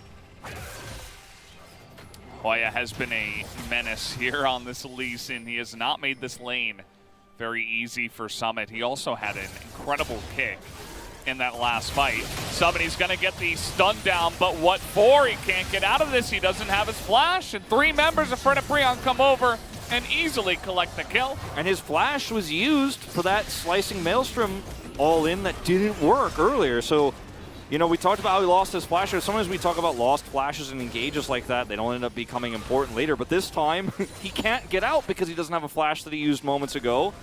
And this decision is starting to really stack against Live Sandbox as he's caught in the side lane. That's a kill. That's Baron control. Going over to Fred Brion, I don't think they could take that just yet, but they can at least force Live Sandbox to respawn. They get the top turret. Tons of extra money going over to Lava. He's only 4 assists into this game, but he's 20 CS up. Got a whole extra turret worth of gold. He's in a massive lead, and the Aphelios is coming online. This is bad news for Live Sandbox. Yeah, it definitely is. It's quite rough, and this might actually turn into a game where Effort doesn't pick up an assist. If things don't change, That's actually true. They don't have a single kill. I mean, there's nobody on the side of Live Sandbox that's been able to do anything, and he's barely off of his turret here, and Hoya's like, yeah, let me just collect another free kill. The purple buff is Cannon up in the top side right now. He hasn't been able to do too much in this game. It has been very, very difficult. And with the map control that Fred Brion have, I mean, sometimes with Cannon you can just flank Slicing Maelstrom and win a team fight that way. We've seen it many a time here in the LCK. But when you don't have enough map control to get that deep warding off to have a flank teleport, that's not an option anymore. You're just going to have to do it the old-fashioned way. As this is going to get another charge. All right, well, no. This is one way to get an engage going as the flash comes in. The immediate cleanse, like not even a split second was saved there. Summit now has to flash the wall, and now they're all grouped up. Lava gets huge damage, and the kick just executes the cannon. No slicing Maelstrom for you, as now it is just ravaging the front line. Everybody's being hunted down as the Viego steals Callista. That's about the scariest combo I've ever seen. Able to pick up 3 of them, and Fred and Brion are just demolishing them here in this game. All the damage is stacked up as Lava did oodles of it when he decided to go in. And the distortion there does massive amounts, plus the Ludens, and then you have Aphelios dropping in his Moonlight Vigil, and that's it. That's the fight. And Summit didn't get to keep his flash for very long. He decided to go for that extreme flank angle where they were extremely desperate to get that catch, that wraparound, to prevent this from being a second Drake going over to Fred Brion. They fail. They lose 2 players. They give a ton of extra gold over to Fred Brion and give both objectives, the Baron and the Drake. I mean, it doesn't get worse than this. As you see it, Summit's like, I've got to do something here. The box is set up here, so Effort can't really follow up. And Summit's like, oh no, now I got a flash. I've only had my flash for like 20 seconds, Wolf, but I gotta do it again. And then, boom, Distortion comes through. The follow-up damage is insane. As watch Hannah too. He's like, I'll Lantern in and do even more. The Scour of the Week is Desperation. It's big value, but I think you're starting to feel the pressure. You're starting to feel like this game is way out of your hands. 11,000 gold on the dot, the lead here for Fred Brion. Yeah, I mean, this game is certainly out of control. Like, it is, we are fully off the rails. This train is flying away. Fred Brion, this is the look that you see when they play against a top team, and that top team gives them even an inch. And, yeah, I mean, Fate can do some damage, but it just doesn't matter at this point down, as they're down about 12,000 gold here. And Fred Brion, they have all the map. You know it's bad when they take 3 people on the Baron, 1 person on the Dragon, the other guy's split pushing. Like, there's really no hope for anybody else. Fred Brion. When you get to play the game optimally like that, you're like, well, your opponent can't stop any facet of what's the best way to get the most value out of the whole map right now. It's a big warning sign for you. You might be going into a game 3 after that one.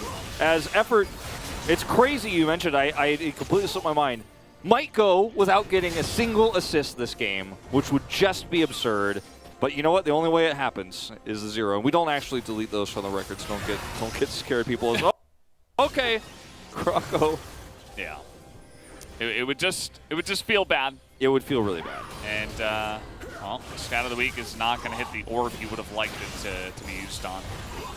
As Brion here, they have Baron. They're just pushing a couple of lanes. Lava's just laughing at the entire team. If I were him, I would just do a little dance there as well before hopping back in my W. Why not? Tilt them even more for game 3 because it's absolutely looking like we're going into that one.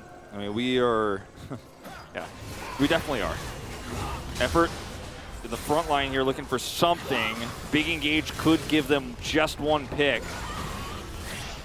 Yeah. Summit does have his ultimate available, but he doesn't have an angle. Once again, he has no room to flank with. He can't actually get behind this team to sandwich them, set up for those stuns. Yeah, Brion with the double Ocean Drake as well. They're just like sitting back here, doing a bit of poke. Lava regens to full. You go back in over and over again. And yeah, I mean, outside of the Solar Flare, outside of the Scout of the Week, it's about all you have in terms of engages on the side of Live Sandbox other than just running straight at them. And I don't even know if you want to do that at this point. Not really. This game is, the train is in the sky, as you said, and there you go, Magi Soul Stealer, because why not? It doesn't look like this game is going to get any more difficult for Lava anytime soon. It's just going to be a lot more fun. I'm pretty sure that Lava didn't die in game number 1. Yeah, he's had a really amazing series. Survived all the way until the end. Maybe he died once before he was trying to stop the push by himself, but I don't remember that being the case. And he hasn't died in this game either, so this is a series where you buy the Magi Soul Stealer. He's been very slippery, you know, as LeBlanc often is, you know, and he's played it so well. He was one of the first players, actually was the first player to play LeBlanc here in the LCK this year. 3-0-3, we got the confirmation, deathless in game 1, so puts him at a 4-0-9 at the moment. Oh, sorry, yeah, I think I got that right. Don't do math on stream. It disappeared right when I said it. I'm like, I think I read that right. Yeah, just trolling you. But, I mean, the observers are doing us dirty with this graph. Like, Live Sandbox, they don't deserve this. just let them in. No, it's rough. And you can't come back, right? The comp doesn't scale as well. So, okay. Oh, well, almost to death there. Even from this far ahead, you know, we were talking about how Lava can't just run and dive straight into the back line unless you're assassinating one person, because you could just get blown up yourself. And we actually did see it in action. So that was one interesting thing that happened in this game. I love it when Lava proves my color points, man. He's one of my favorite players. There might not be many other interesting points, but we have that one. Yeah, that's going to be a third Ocean Drake. He's like, hold on, let me just, I heard you guys like healing when we are trying to push down the base, so I thought I'd give you a little bit more of that. If you guys want to wait 5 more minutes, I can get you the big one in a little bit. Yeah, well, this is a game that we will continue to commentate because there's always the off chance that, well, firstly and foremost, because we are professionals and this is our job, but the other reason I was going to say was because there's always a chance that Brion do just completely trip over themselves and fall over. To put that chance at below 1%, like it was about what their playoff chance was before their last best of 3. I think they're going to close this one out. It's just a matter of doing it, which is why they're playing it slow, playing it safe. I don't know. Sometimes these games are hard to cast, fellas. I'm trying. Yeah. I'm like trying to be a professional. I'm like, no, it's like just going to be slow and steady wins the race, right? That's what the Aesop's Fables just like taught me. The tortoise and the hare. Great reference. Yeah. I don't think I've heard that one before. As, yeah, they're going to get on top of Effort here. And Fate's Call. I don't know why. It feels like that was the first time I've seen this one, but probably was used in other moments. Either way, it does save Effort's life. Do you feel like the story still holds true if it's a rabbit and a turtle?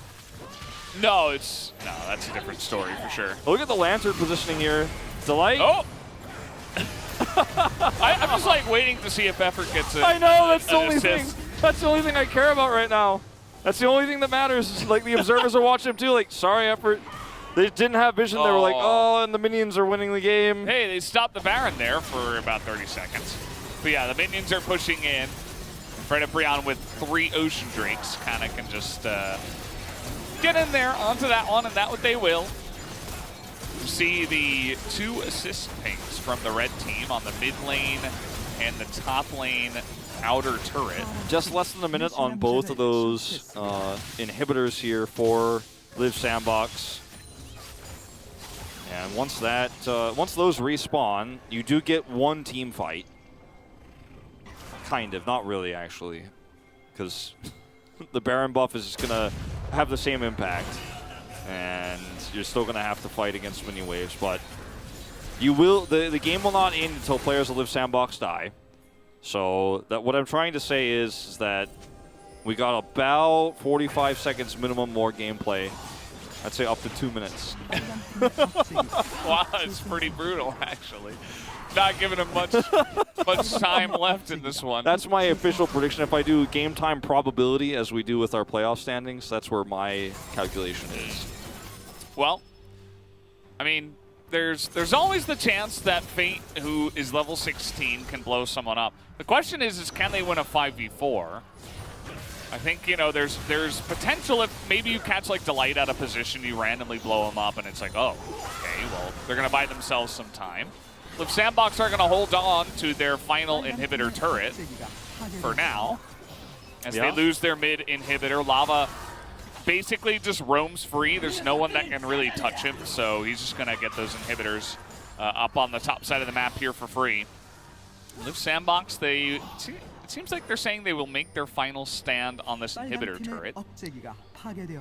Yeah, there's no turrets on the map.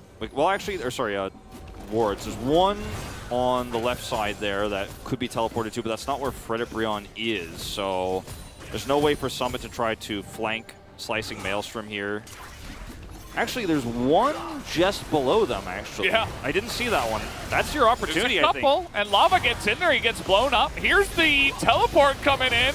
Is it meant to be? As they isolate 3 of them on the bottom side, the knockup comes in, and now they get on top of Henna. As Henna's going to go down, there's a lot of big shutdowns being given over, but now you lose your Kalista. And Fate wasn't able to join this fight, so it will be just the 2 for 2. And the teleport is coming in immediately. This is right on top of them as they try to get to Fate here. Hoya is nearly unkillable at this point, but they stun him down, and he went a little bit too far.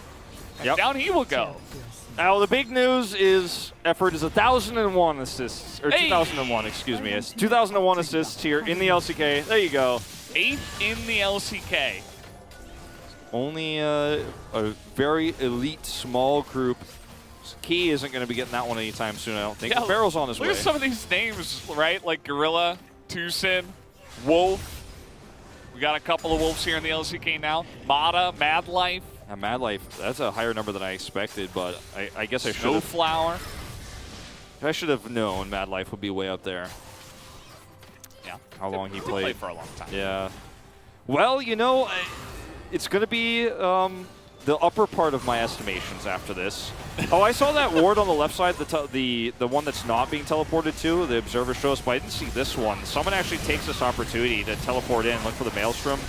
And this is when Effort comes through. The Fate's Call is really nice here. But it's a matter of the money, right? And the items here that are just way better for Fredit Brion. And so they still end up trading. Hoya's sustain is so disgusting. Yeah, no, he's... at this point. And he still dies somehow. He does not have Guardian Angel. As Fate actually buys so much time here, and he's being body blocked. There's a lot going on.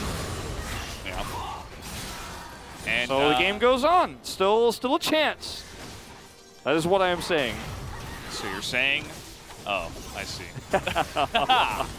And you know, as it is, when you lose all 3 inhibitors, it's like you're playing against 2 extra champions. 7v5 is on, and there's way too many super minions here. Because eventually you can just try to poke them down. Nice stun here on the lava. He has to go into his Zhonya's, and now he might die, and there it is. Live Sandbox are still alive in this game. This is like a very stoppable force versus an immovable object. Well, unfortunately for Frederick Breon, this is really starting to, I don't want to say fall apart, and I don't want to say that they've lost control of this game or anything like that, but with Ocean Soul. Yeah, it's like, how do you mess this one up? Well, this is a really nice stun from Fate. As Moonlight Vigil comes through, perfect Scour of the Week here. Lava is and the just timing. It's perfectly timed. Yeah. And that's massive. So a lot of shutdown gold going over to the Syndra. Just getting one step closer now to her death cap. And Lava did sell his Magi Soul Stealer. Yeah. After that play, he decides he is not worthy. He's like, I hope no one noticed I had that before. But he wants the gold back. Yeah, he borrowed the book from the library, and he's going to have to give that one back. At least he avoided his late fee overcharges. Yeah, absolutely. He's 2 weeks ahead on that one. Well, yeah, you know, he can absolutely catch someone as into the play he goes. Krako is he's in a bit of trouble here. Doesn't quite have the Crescent Guard. Is about to get it. There it is. But it's a little bit too little too late. So the jungler of Live Sandbox gets caught out. And right before Baron? Say, yep, let's get the Baron. Well, I'm trying to imagine a world, and it's very difficult for me. I can imagine a lot of things, but I'm trying to imagine a world where Frederick Breon with Baron buff right now, 37 minutes into the game, with the, what is it now? That's about 10,000 gold to lead. Less than 10,000. Yeah. Don't win this game. I'm trying to imagine that world. Not quite enough. If Lava dies here, I could see it. It becomes a lot more clear, but... Yeah. We've seen some crazy things in the LCK, and with the way the last 5 minutes have gone, certainly it makes you begin to believe a little bit at a time.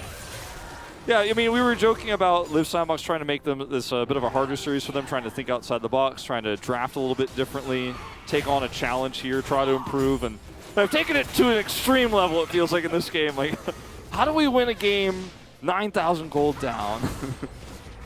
4 Ocean Drake, Ocean Soul against us. Yeah. Basically, the only way you can kill someone again, it's really going to be up to Syndra. Yeah, about the burst. If Syndra can't get it, then nobody can. And effort is not enough. They need damage. They need to burst someone down. Okay, they got him into his Zhonya's, and the hook goes down on an effort. Fate's call is there, and now... Teleport! Got the flank coming in. They're actually going to get a nice engage here onto that backline. The Aphelios goes down, but is it too heavy? The wallets, are they enough? As they're trying to get on top of Krako here, Lava's still alive. They take down the Xin Zhao. Fate trying desperately alongside a Prince and Summit to hold on for dear life here as the Lee Sin goes in onto the Kennen, and he will be finally taken down, as it looks like they have just barely done enough to win this game. 38 minutes, but they will take down the Nexus, as Frederick Breon will bring us to a game number 3. No, they couldn't imagine it either. Live Sandbox, the world in which they defend that push with the Baron buff, with the Nexus turrets under insane amounts of pressure from super minions. And it is going to be... What I was looking at here was just the... I'm going to ignore that. But looking over at the... the way that BLG have played this, like you talked about before this, that like if BLG fall behind on this composition, it really starts to fall apart. Like it's not looking good. But this composition ahead is obnoxious. Like near like half healthy people, Bu is hitting that point. You've got Amy who's going to be tossing the Mega Inferno bombs over the top as well. Like this is going to become really difficult for RNG to actually try and defend against this. And although we said, look, there's not a huge amount of like CC enablement for like some aiming or for like Bu to hit these shots, there is a good amount of disengage where you've got like the pillar to try and stop RNG at least aggressing from the front. So we're going to need to start to see RNG making these clever plays off of TPs, finding flanks and closing the gap on towards BLG. Herald down in the mid lane here, and with a Ziggs, you can always just satchel charge onto the tower. Oh, wait. Will the Herald actually get the charge? I mean, Wei has just committed suicide to try and stop the Herald. He's still got the charge, the tower still goes down. That is just a disaster for RNG. Just look at the gold difference, 6,000 at this point.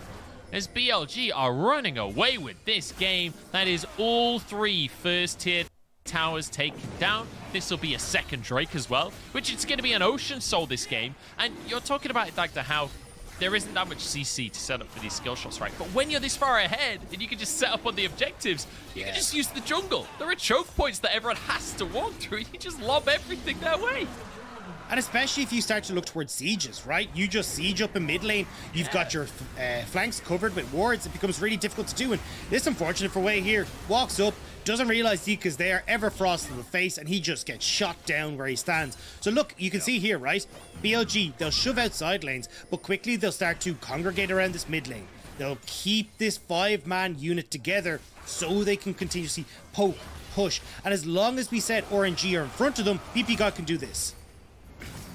Oh, Ming trying to walk away. Does have the Eclipse for himself. And now into the jungle we go as Wei tries to get involved in the fight. It's not going to happen. I think disengage from RNG here as BLG have a lot of gold to work with. They're 6,000 up at this point. Surely RNG are not going to try and fight this one. Surely they understand that they are too far behind to make this play happen. Smite comes in, Wei overextend for this one, the Trundle Pillar, and now the Heartbreaker. Great Dragon's Rage though to disengage from the play, but they still just lose the blue buff. RNG gain nothing, and now pressure onto the top tier 2. And BLG are playing so well around these waves. Zeke could just push this one in. Now again, they're grouping up with several members. Bu is going to start pushing this side, and there's the damage we talked about from the Ziggs. This is just brutal. What do you do? How do you stop this siege? Nobody can get anywhere near to aiming. If he can get his passives off onto the tower and then a W a little bit later on, they will finish this tower off, and RNG have to back away. The damage is too great. The Leandri's already finished. He's well on the way towards a Zonya's as well. He's almost at 2 items. We're at 20 minutes into the game. Aiming is taking over, and it's important to mention that we talked a lot about Bu versus Xiaohu at the start of the day here, but aiming is so often the guy that has to carry for BLG. Despite usually leaving the lane with a deficit, he almost always offers about 30% of the team's damage. And it's because a lot of the times we see him on these like weak side bot laners, right? Ezreal is most played pick. Ziggs now kind of starting to creep up there as well, but in this game, he never even fell behind. He was shoving in lanes. He moved up top side, got that big win for himself by getting all those turret plates, picking up the blue buff now for himself as well. Like, this is now where aiming is in prime position to take over this game. And I think, as you kind of mentioned earlier on, Munch, this is BLG coming in with a really intelligent draft, and RNG kind of fumbling a little bit in the draft as well. Like, going for this early Lee Sin pick hasn't really done very much, whereas that Viego, the strongest pick on the patch in my opinion, going across the BLG. They pick up that early Ziggs as well, knowing, hey, look, you can try and play this weak side bot, or sorry, play towards this bot side if you want, but we got Ziggs, like, he's just going to clear the wave and you won't get anything from it. And just look how fast this tower will fall with the Ziggs satchel charge there that can just annihilate the tier 2. That is 4 towers taken. They're 8,000 gold up almost. I guess it's close to 7. I'm getting too far ahead of myself here. I'm getting excited because BLG are just completely taking over the game. 2 items already, as we mentioned, on that Ziggs, and you can see the resets coming on through. BLG in a position of power here, and we're starting to get towards the questions here, Dagda, of what does RNG do? How do they get themselves out of this funk? Because we're past 20 minutes now. Baron is on the map. RNG almost 10,000 gold down. They're on a 9-win streak.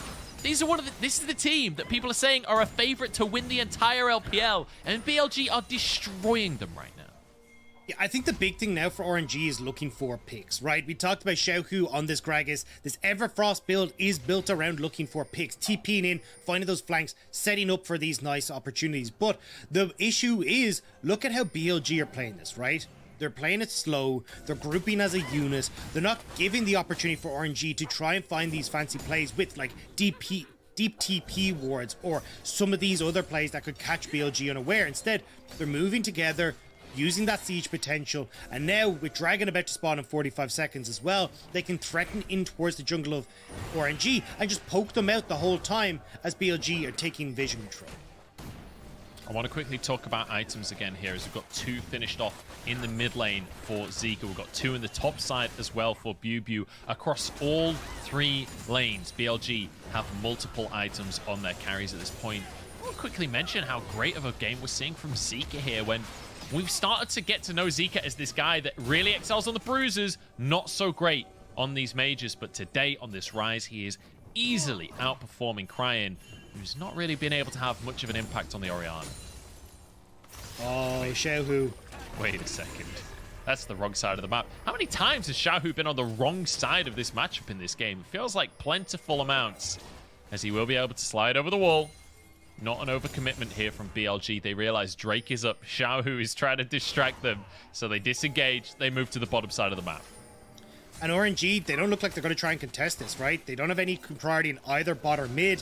Xiaohu is struggling on the top side of the map, and yes, you could TP him in, but to where? Like, you don't have vision control anywhere, so RNG gives this up. Instead, they're going to use this opportunity to get vision control of Baron. And for RNG, like, as we said, this is about closing the gap and finding cool ways to interact with BLG's composition at melee range. Like, no one on BLG is going to really be able to withstand a burst combo if Xiaohu's, like, toss someone back into the team. But you're not getting these wards where you can look for that play. Oh, aiming's just... Everyone's just keep walking over the control ward. It doesn't matter, though. Cryan falls for the trap. Zika and PP God just waiting at either side of the tower. And then we see the Bob fly over from aiming. There's another tier 2 taken. Another Ocean Drake taken. Everything on the map being taken by BLG. And, you know, this is a team that we wanted to see more from in terms of playoff form. This is not a team people are seeing as a favorite, but here we go on to PP God. The denial from aiming is beautiful. And nothing can happen for RNG. They just can't find a window. The Heartbreaker out from Wei. From Wei, sorry. Even the Flash as well. BLG get away. And at this stage now, you need to start rotating around the map here as RNG. Xiaohu needs to be on this bottom side so we can use that TP to get here. But BLG, they've been playing this so incredibly well, right? As you said, denial from aiming on that engage. Constantly getting vision control before they walk anywhere. Making picks with Zika. And if you continue this road as BLG, well, I mean, the gold lead kind of speaks volumes about where we're at.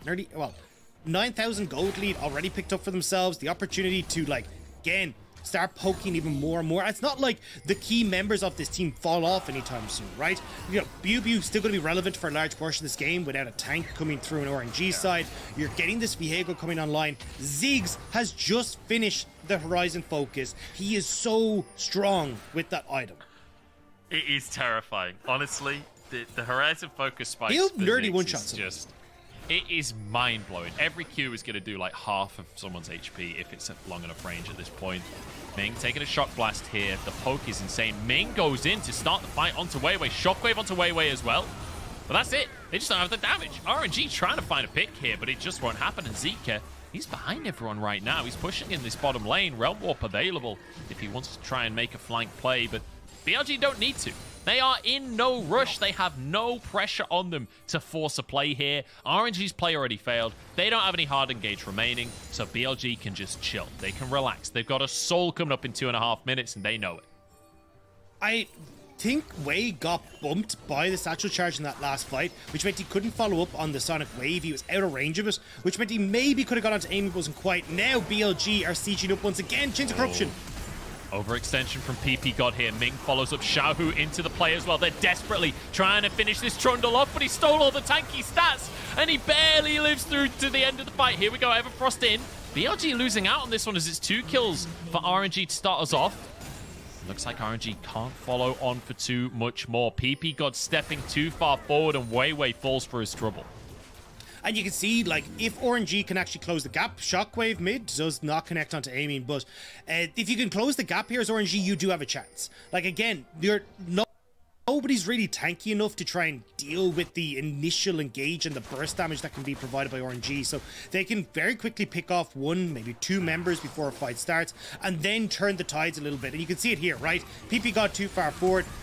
Although he steals the stats coming through from Ming and does survive quite a while, if Bubu doesn't flash there, it's Bubu and PP God dead, and maybe this is the fight that RNG need, but not quite able to do so, but it'll still be a 1-for-2 trade, all said and done.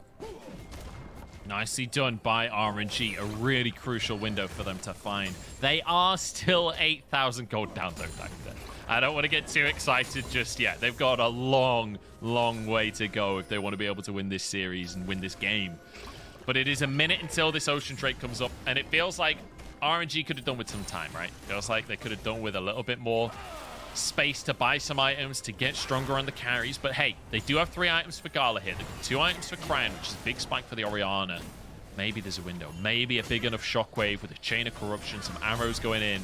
Maybe it's possible, but we talked about BLG. If they're on the objective first, it's difficult to contest. Yeah, no flash for Xiaohu means he's not going to be able to like body slam someone very quickly and get that big engage that you need. You've already got the push in bot side and vision control here for BLG in the jungle, but wait. Flash forward from Gala. Bubu's in trouble. There's the Sonic Wave as well. Can they finish the kill? The answer is yes. RNG, 2 picks back to back. And now a heartbreak as BLG looking for Xiaohu in the jungle as well. Shockwave onto 2. It's 1-for-1 so far, but RNG are grouped up. They might be able to find themselves a fight. Aiming behind everyone. He has a lot of damage from these bombs. Ming behind him flashes to get the stun, but he answers with his own life here. And Wei Wei trying to close the gap. He's pretending to be Leona, but it was all a trick. It's Viego all along. And he will go down in the end. The damage not there from aiming. BLG trade 2 for 2. Can they get the Drake for themselves here? They don't have a smite available, but Wei cannot contest. Well, Wei's starting to move in now. There's the TP, round 2, Munch. Time to see who gets the Drake. It is going to be the soul taken by BLG. 3v3 here with an Ocean Soul and a gold lead. Surely BLG will take this one. Cryan goes down. Wei goes down. Gala left alone in the world, and he ults too early. The pillar is perfect. Get out your hymn books. It's time to praise PP God. And BLG will get the Baron off of this play as well. The soul to BLG, the Baron to BLG. And you thought this siege was obnoxious before? Well, this is about to get a whole lot worse. Who? What? Xiao what? I don't know what that TP was. He's trying to buy space, trying to buy time, but it's going to do nothing. As BLG get onto the Baron themselves, and they only need a couple of people to do this one. You can see Bubu still just pushing in the mid lane because there's no one available to contest. Baron falls, mid lane tier 2 falls. There is just inhibs. There's just a base remaining for RNG. And you can see here, this was actually a really nice start to this fight from RNG, right? Flash forward from Gal with the Chains of Corruption. Perfect follow-up from the rest of the team here as well, and they finish off Bubu. The problem is, it was the go button for BLG on this bottom side as well. Xiaohu gets caught between several members here. Cryan doesn't really have the damage to finish people off, and Wei Wei, he's just getting these resets right, left, and center in this fight. This is the perfect scenario for a Viego where he's just finishing off members in low health skirmishes. It's not really an upfront 5v5, and he's just running amok here, finishing off RNG. Nicely done, and it does go down in the end, but it doesn't really matter. That's the problem. Oh, we're already into the action. Wei's been caught out. Gala's been caught out. Everybody on RNG has been taken out. Xiaohu falls for the 7th time this game. Xiaohu has been the entire story of success for RNG this split, and BLG have completely obliterated the RNG playbook here. The towers will fall. BLG break open the base, and they're not showing any signs of stopping here, Dagda. 4 members strong. BLG will break down the Nexus towers. Ming doing everything he can to hold the gates, but it's just not going to happen. A 4-man shockwave, but it simply does not matter. BLG take game number 1 against RNG. And in such dominant fashion as well. This felt like BLG taking their style and turning standings. A lot of mid laners are on the standings, and Lava picked up 8 votes out of 12. 3 votes going over to the jungler, and also 1 vote going over to the top laner. Not gonna name any names, but we're heading into game 3 between Leaf, Sandbox, and Freddy Brion. Let's see who will be the victor in the end, because it is a tied series 1-1 between 2 teams. So I'm gonna pass it back to our caster and see how the things unfold. So Valdez and Wolf, please take it away to see who will pick up the final win. Thank you, G-Sun, once again for that awesome translation. As we are getting into game number 3, it was a bit of a bop there in game number 2. They took the red toy hammer and just bopped them on the head. It was one of those things that you bop, though, that kind of bounces back up, you know? Yeah. And sometimes it smacks you in the face if you do it a little bit too hard. Yeah, eventually they were able to make it happen, though, in the end.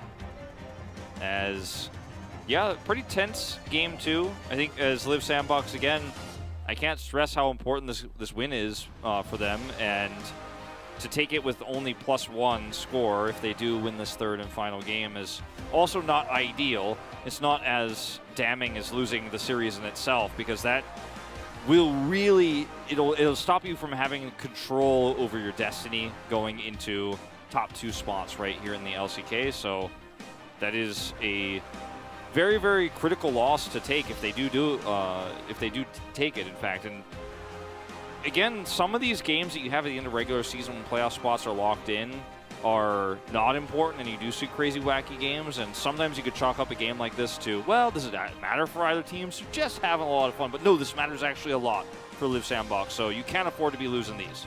Yeah, and obviously Fred at Brion, they're not just going to take it lightly either. They're hoping to go out and keep their pride intact, maybe take some big series wins over some other big names. It's definitely what they've kind of made a name for themselves for over the course of this year. So would be nice to close it out in that fashion.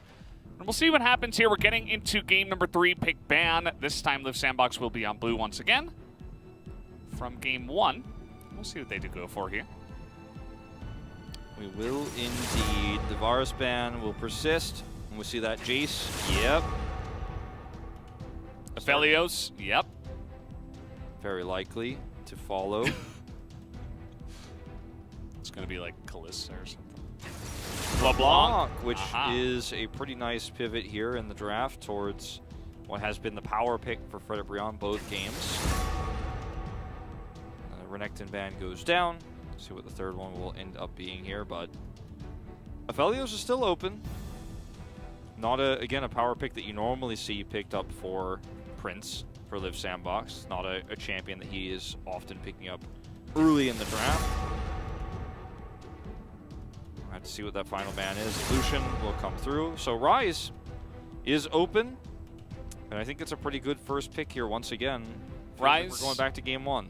Yeah. Rise is there, Lee Sin is there, Aphelios, Thresh. Some options for these teams, as we do see Rise will be the selection. Fred at Brion have been liking their Lee Sin, and I was kind of on the same page with you that I thought that Hoya deserved the player of the game from game 2. And they will select it for the team. I think there's a... Well, I was going to say, I think you could pick the Thresh here and leave the Aphelios open and then try to figure out what you want to do as a response. But considering that, once again, you don't really see Prince play those, the Jinx and the Thresh combo in particular, it's okay to leave the Thresh open. See if he proves me wrong here in this particular case. I'd love to see him try it, especially considering the draft so far. Jinx, Thresh. Yeah, see... Actually, I don't have the stats. I'd love to know.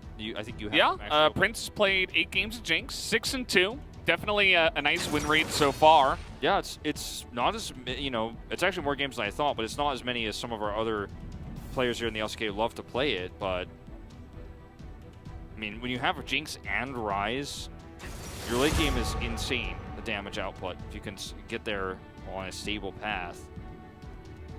Orianna going to be the go-to here since the LeBlanc is removed. See what Live Sandbox have in mind towards this ban phase, because the Lee Sin is still very flexible. Going to target the supports. Leona first. Definitely something you want to do. You want to weaken that Aphelios and make it a bit easier for your Jinx to just sail into the mid-game at least. Trundle. In the past, the Tahm Kench would be a pretty easy choice here. Braum is on the tier list, but I don't think he really is the kind of pairing champion you want with Aphelios right now, considering the draft of Live Sandbox. He's going to kind of be a sitting duck. His exhaust, power that we often see is not that strong into a draft that's going to kind of slowly chip away at you, but they will remove it nonetheless. Interesting. This might end up being, something really interesting here in terms of the support for the bottom lane. I don't think it's going to be very viable for something like Karma or a Lulu, but maybe something like an Alistar could come through. Yeah, it'll be interesting to see how far into that support pool we do fall. The Trundle also taken off the board, so if you wanted to go for Trundle, He is not available. Ooh, And look at Aurelia this. is. This is part of the reason why I guess they were looking to ban that Braum. Yeah, that because when the Braum is banned, now you can pivot the draft into a situation where you have a comp that actually loves to be aggressive and dive in. Because what we had with the Ryze and Jinx, you know, the Braum is not powerful against that, but when you remove it, you now open up a lot more. And we are looking for now that jungle pick. Gonna go for something a little bit more poke-oriented here in this Rumble, instead of going all in on that more aggressive style for the front line. And Nautilus being open here, not a shocker that is going to be the pick. Think about that one for effort a lot more than you do for delight, but he's still very good at it. See the Viego going to the jungle here with the nerfs that he's received to a lot of his laning, his sustain. It's very scary, Live Sandbox's comp, like all facets of it. The engage potential you have with the Aurelia, plus what the Vanguard's Edge can lead into is a massive equalizer, but you can also equalizer to zone and then follow up with the Vanguard's Edge. And this extreme amount of front-loaded damage that you can have with the Aurelia is backed up by 2 insane carries in the Ryze and the Jinx for the late game. Plus the side laning power that an Aurelia has means this draft is definitely on the top of the list in my book. I definitely think this one won out pretty hard. Yeah, it looks really nice. Definitely a lot of top-tier picks, especially the Ryze and the Aurelia coming through. You have a extremely solid bottom lane that you were able to target a lot of bans against. In terms of, taking the supports off the table. You knew you were facing the Aphelios, and they have tools to deal with the Aphelios. If you have everybody just running at them, it's not necessarily good, but if you have hardcore backline dive like the Aurelia, plus some range, like a Jinx and a Ryze, although the Ryze is a little bit iffy, especially with the Orianna as well.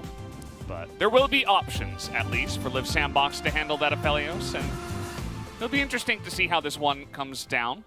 I definitely do like this lane for Lava once again, and he has been one of the wild cards here for Fred Brion that is getting a lot of their success going early on in the games. Yeah, if Fate makes a small mistake or overextends, there's a lot of really strong power for the Orianna post 6.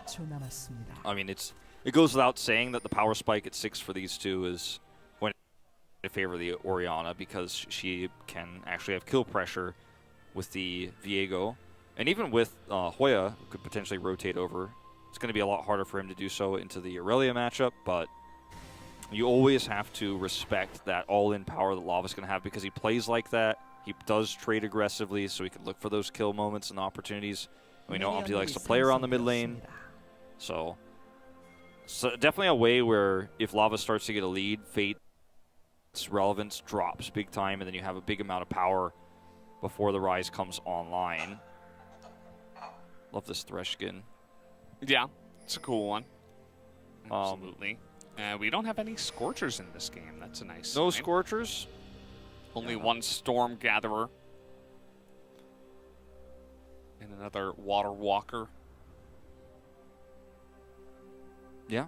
I'm like looking at the rest of the runes, so I'm like, yeah, nothing really stands out to me in terms of cool names that we could go. One Ultimate Hunter. Used to be Ultimate Hunter was one. I remember that specific rune just in that tree. Even like the Ravenous Hunter, the Relentless Hunter, those used to be picked like all the time, but subsequent nerfs to the bottom side of that tree has definitely taken it down a couple tiers. And now you definitely see it, focused on specific champions, such as a Rumble or like a Karthus or something like that. If you are a champion that relies on your ultimate cooldown being as low as possible. Yeah, definitely pretty good for those champions, as this early game is going to be pretty interesting to watch, because you have, once this Aurelia starts to get her abilities online, it's level 3, it's not going to be very fun for Hoya, especially if he can hit the stuns like that every time. The mid lane is going to be, on the other hand, one where Lava should have a pretty significant advantage momentarily in terms of what he can do harass-wise. The bottom side of the map, it's pretty even between the Aphelios and the Jinx. It's really about execution down there. Summit. See what he ends up maxing first here, because we've seen a lot of variations here in the LCK. I think Q is starting to win out more often than the W that we started with. And yeah, even though the Rumble was on Vision, not able to do too much. Just going to trade the Scuttle Crabs here. Top lane will be totally fine. Summit getting pushed in a bit, but no problem. Aurelia extremely good at farming under turret pressure. So can just hang around there, just mostly farming it out for now. And actually, Summit getting a little bit frisky, maybe a little bit too much, as Hoya is able to extend a nice trade onto him. Yeah, this is actually looking really good for Hoya so far. In fact, going to force it back here for Summit. And that will be a teleport that comes. Cancel it. Yeah. Oh, that's massive. You actually can't do really anything here. You can't farm safely. Yeah, because you don't have vision of your brush. Yeah. But seeing the Lee Sin back, he knows now that he is safe. Yep. Well, Lee Sin backing there, it's actually kind of a bit of a bait in itself. I think that could have been played a little bit better, but either way, there's going to be a trade of backs here, so not too bad for Summit at the end of the day. Could have been a lot worse. Just backing in his face there was the go time, and then he delayed his own back, and they're going to meet in the middle. Hoya will not teleport, so he is going to hold his teleport advantage because he has plenty of time to return to the lane. Yeah, was able to get a bit of a better back on this one. And mid lane going to go about as you would expect it. The Orianna eventually going to be pretty annoying for the Ryze. The Ryze pretty good at just trying to clear the waves and not do much else. Nice Dredgelang comes in, but it is Thresh, so we'll be denying the action. It's funny, in the past we used to have Tahm Kench and Thresh, but Tahm Kench was always the go-to for the guy who just has a no button, like a stop button, who would always just say like, okay, well, you don't get to engage on me because I have Devour. And it was always like Jinx Tahm Kench, or if you were in the case of Genji, you would just go Ezreal Tahm Kench for the extreme safety. And it was effective because you basically just got free scaling. Yeah. Right? Unless they committed a hefty amount of resources. And Genji as a team were always very well-rounded, so. Yeah, and you know, it's a little bit more difficult to pull that off now in this meta, and in this patch, really, with the rework of Tahm Kench was where I'm really getting at. Now, you do have, with this Nautilus, a lot of peeling power. It's just not quite the same. But also, you're laning into a Jinx Thresh, so you don't feel like you need to be saved per se. But with the lane priority right now, it's a free Drake here for Live Sandbox. Between the mid lane and the bottom lane having a lot of extra control, it's going to lead to very nice start. And in a passive slow game like this, you know, getting a small advantage like this is all you can get. So it's a pretty huge one as a result. Okay, I'm thinking it comes off. Summit actually reading that very nicely. Sees the mist coming around the corner. He's like, nope, I do not want any part of this. Knowing that Hoya has flash, he could have immediately been kick flashed. Yep, could have been insect to death there. As I like the respect. I'm not playing around the mid lane and the level 6 timing there for Lava, which is what we do often see in this matchup with the Orianna. Did actually use her Shock Blast or Shockwave to clear the minions as he's going in now. This is a big moment, but Umpty's here and he plays right into it. Summit is Aurelia though, and look at this, even Effort's here, so they're just like, nah, yeah, we're not gonna do this onto an Aurelia that also has support. Aurelia definitely one of the champions that can turn 1v2s. You guys remember from earlier metas this year, like Renekton was always one of those ones that could do that, but Aurelia certainly is as well. You really have to respect it. I actually really like Effort's roam here because you know that Umpty is probably still in the vicinity. You can actually kind of bait this out. You also know that Lava just backed, so there's a lot of things that can go well for you. You have Realm Warp in this moment. So if Fred at Brion actually really try to push the issue there and chase back, you have so much power. And if in that extended fight, if you end up winning out, you get so much control around the Rift Herald. It doesn't end up working out that way, but I do really appreciate the amount of resources they commit to Effort. So going up there, or rather they commit effort, those resources going up to the top side of the map because the reward is so high. And the con is Effort finds himself one level behind. Prince also picks up the slack, gets level 6 first, so there's a trade-off there. And now you head into this Rift Herald. with a really nice amount of power, actually, as Live Sandbox. You would have had a little bit more if you end up getting that pick, but low risk, high reward plays like this are exactly what Effort likes to look for in the early game on so many different champions. Absolutely. And I mean, he's already got Swifties, so here he is in the mid lane again. Just going to join up with his team and Live Sandbox. I think they're just going to go back to what they do best. They have a really nice amount of scaling in this game, but they're like, well, we love fighting 5v5 for the Rift Herald. And we have pretty good setup here with the Croco. And look at this, just going to run straight into it as Hoya. They had no idea. Tombstone. Not the singlest iota of any idea or any clue that they were in that river. And that was the simplest pick ever. I mean, I think the one clue is that they were not bottom side, and there was only one place they would be heading to realistically is this Rift Herald, but when you don't have vision of that brush, you have to respect the fact that there could be someone in there, and if you don't, if you just walk as the crow flies, you're going to die. And close one. Yeah. But he is okay. Maybe a free Rift Herald here as a result of that nice hook. Quite literally a death sentence. Unsuspecting member of Predator Breon, Hoya. And now you have a pretty massive lead in objectives. The next Drake is going to be spawning at a time where you can use a Rift Herald for advantage. And yeah, they leave Henna down here to get some extra farm, but you can actually rotate over here and still catch the majority of this wave, if not all of it. And so, as Live Sandbox, you've got every advantage. 우리 안 칠 거야, 안 칠 거야. 치면 안 되고 여기 보자. We're not gonna lose. 시영아, 이거 다 빠줄래? 나이스. 야, 이거는 빠져가지고 이거 가면 더 잘 봐야 되긴 해. And so 칠래? 그럼 내려와봐. it's like, okay, just we're going down because Aphelios is still there. And we're just going to they're just going to soul the Rift Herald to Croco so that you can actually match that wave down there on the bottom side. Good shot calling here from Effort. And I like how he kind of doesn't actually tell his teammates. I guess the part of the Korean that might be lost for you guys here is that instead of like telling his teammates, he's kind of almost encouraging them while asking them. Yeah. I really like that style of shot calling because it makes it seem like you're not bossing your team around. You're making the right suggestion repeatedly, very quickly, and frantically. But it is a more calm style of shot calling. I think that really showcases Effort's leadership here as one of the younger veteran players here in the LCK. Yeah. It's pretty cool to see.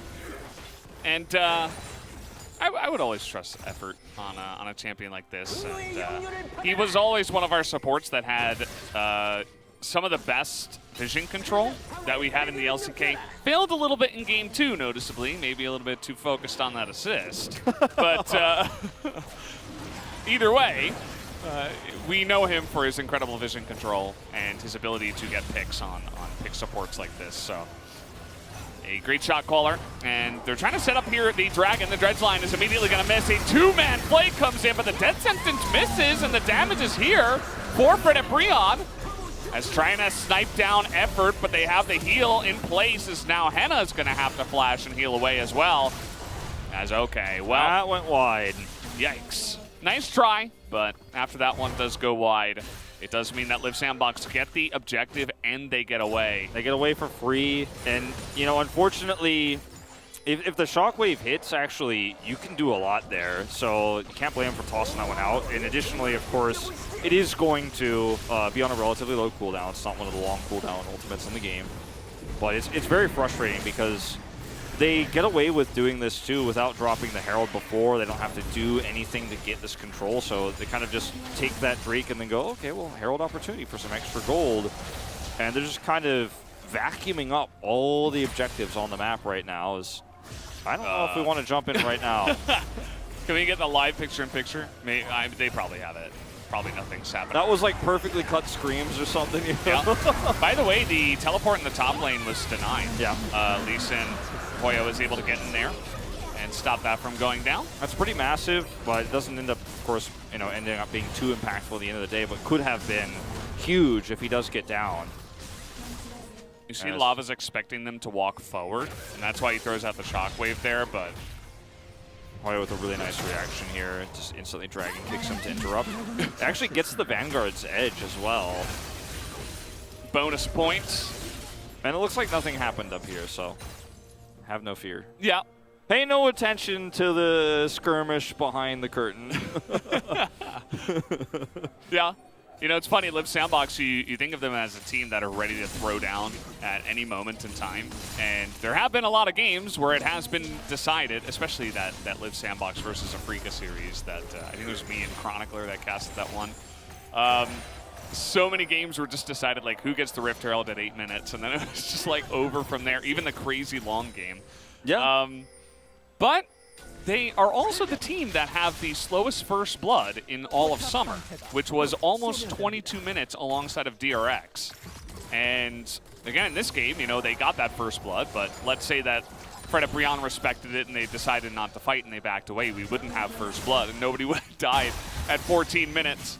Not quite the case, as Summit is incredibly strong as well. You can see he's looking for it, but he's not actually going to commit, as there were a lot of pings. They don't know where Umpty is. If Umpty is here and he actually gets a stun off, Hoya can easily safeguard away. So that's why, even though from our perspective that looks incredibly silly that he doesn't just Q him and kill him, but you have to be respectful of the fact that Umpty could be anywhere in the vicinity when you don't have any wards whatsoever. But this time he's not alone. Oh man, and he lands the flawless duet easily, able to get that one going. Because it was a nice little flawless duet from him. Yeah. And him and Krocko, yeah, they were the flawless duet there with the ultimate being tossed down there. The equalizer actually steals the kill away, but you're totally fine with that as Live Sandbox. Having the Rumble get fed is just as dangerous for Fred Brion in this game as having the Aurelia get that money. She's already got her Blade of the Ruin King online, so she can make plays like this onto Hoya, who's going to really struggle to get away from her. She's very sticky now in situations like this, and you know what? They're just going to group up here on the top side of the map and maybe even look to threaten this inner turret. It's very early for that, but when you have this big of a wave and this much control, if they try to defend, you actually can wipe them. They don't have any vision right now, none whatsoever. So where's Rise? Look at the question mark pings going down, like, uh-oh, here we go. Yeah, and Lava backed and is trying to get up here now, but 4 versus 2, and they know that other members of Fred Brion are still on the map. You can absolutely just stand here and whack the turret if that's what you want to go for, as here comes Viego. You can see they're like, okay, we got them off the turret, but it's not like anybody on the side of Live Sandbox was in danger, as the 280 carries were basically just farming the entire time, so they're essentially non-factors. Prince also gets the mid farm, so it's, you know, if you were looking at the Aphelios only, you might think, okay, well, he got a lot of extra gold there. Not really to be the case. Does have, of course, that turret advantage on the bottom side of the map, but Prince matches the farming in the mid lane, still even on CS, and we talk about it all the time. A lot of the time in this meta, it's so focused on top-based objectives, the top Rift Herald, which often leads into the inner turret, so the AD carries just aren't relevant until the late game, so this is kind of how it is sometimes. Both AD carries are almost the exact CS, no kills, no assists on either of them, and they're just not part of the game yet. They're waiting until they get online. We have the Ocean Drake coming in here. There were 2 early Drakes yet again. 3rd game in a row, actually, in this series where these Drakes are just so focused. And it makes sense with both of these teams. They love their early objectives, especially the Dragons. As is kind of a new thing for Live Sandbox in round 2. But we are in round 2, so here we are. Fighting over this 3rd Drake at 16 minutes. Now trying to engage here, but that is a massive equalizer. So much value in the backline. Henna just melts to the Rumble and the Aurelia. Down he goes. And there was never a hope that he would survive there. And the rest of it is history. They follow up. Yes, the Aurelia will go down, but the job is already done. 3,000 damage for Summit, and they will also get the Dragon. Yep, that's the 3rd Dragon for them. Looks like it's going to be a mid-turret. And 6 kills to 1 means this is a 3,000 gold lead here as the turret falls nearly between these 2 squads. And 3 dead means they're looking for more. Yeah. Look at the root poke, but oh man, this is starting to really look like a game that is not really recoverable for Fred Brion, because yes, they have decent engage tools, but what they don't have is the damage output that you're going to have between a Rise, a Rumble, and a Jinx. And unfortunately, when you have an Aurelia who can also side lane, but also flank for really strong engages, the Shockwave engage that you have, the kick potential, those kind of things, it's really hard to pull off when, in order to pull that off, you're actually putting yourself in harm's way. As this starts with Summit getting caught and ulted by Delight, and he's like, thank you for coming near me, because I'm going to Vanguard's Edge. The instant follow flash onto Umpty, it almost looked like he flashed first with how quick it was that he followed him over the wall. Lava's caught, there's no recourse here. You just can't afford to engage like that against a team that can turn so quickly. Yeah. It's rough because, you know, you think about Fred Brion's comp, you have the Aphelios, they love when people just run at you, so stuff like Rise or like an Aurelia, stuff you can have a range advantage of. But if you're a Nautilus and you force a fight like that and you really string out the rest of your team to run straight into Rise and Jinx, who has front to back, and they're ahead, yeah, like, you know, those composition ideas from the earlier stages of the game, they kind of go out the window when we see the fight engaged upon like that. So. It was a bit of a miscalculation there from Delight in terms of what the follow-up is. Because on the other hand, you know, with this comp, even though it's an Aphelios comp, right, with that can sometimes give you a little bit of sustained damage, he has a lot of burst, and when you have the Shockwave and the Moonlight Vigil and Aphelios is in the right spot, if you do have an engage like what Delight had and you can actually kill the Aurelia instantly in that moment, it's amazing. It's a perfect engage. Then, how does Live Sandbox actually survive the later parts of that? They don't have a great setup to keep their carries alive. But in this particular case, the disconnect, as you mentioned, the length between where the Nautilus is and the follow-up damage is so wide that Live Sandbox just can so quickly flip it with lightning-fast reaction time, as upgraded boots coming in for Hoya and Umpty right now. It would have been nice to have those just a moment before, but this game is really starting to look, I don't want to say unwinnable, but the snowball is well and truly down the hill here for Live Sandbox. Yeah, the Avalanche is getting going. I mean, 3-0 Jinx kind of reminds you of the first game we had tonight with Leo going 11-0 on Kai'Sa.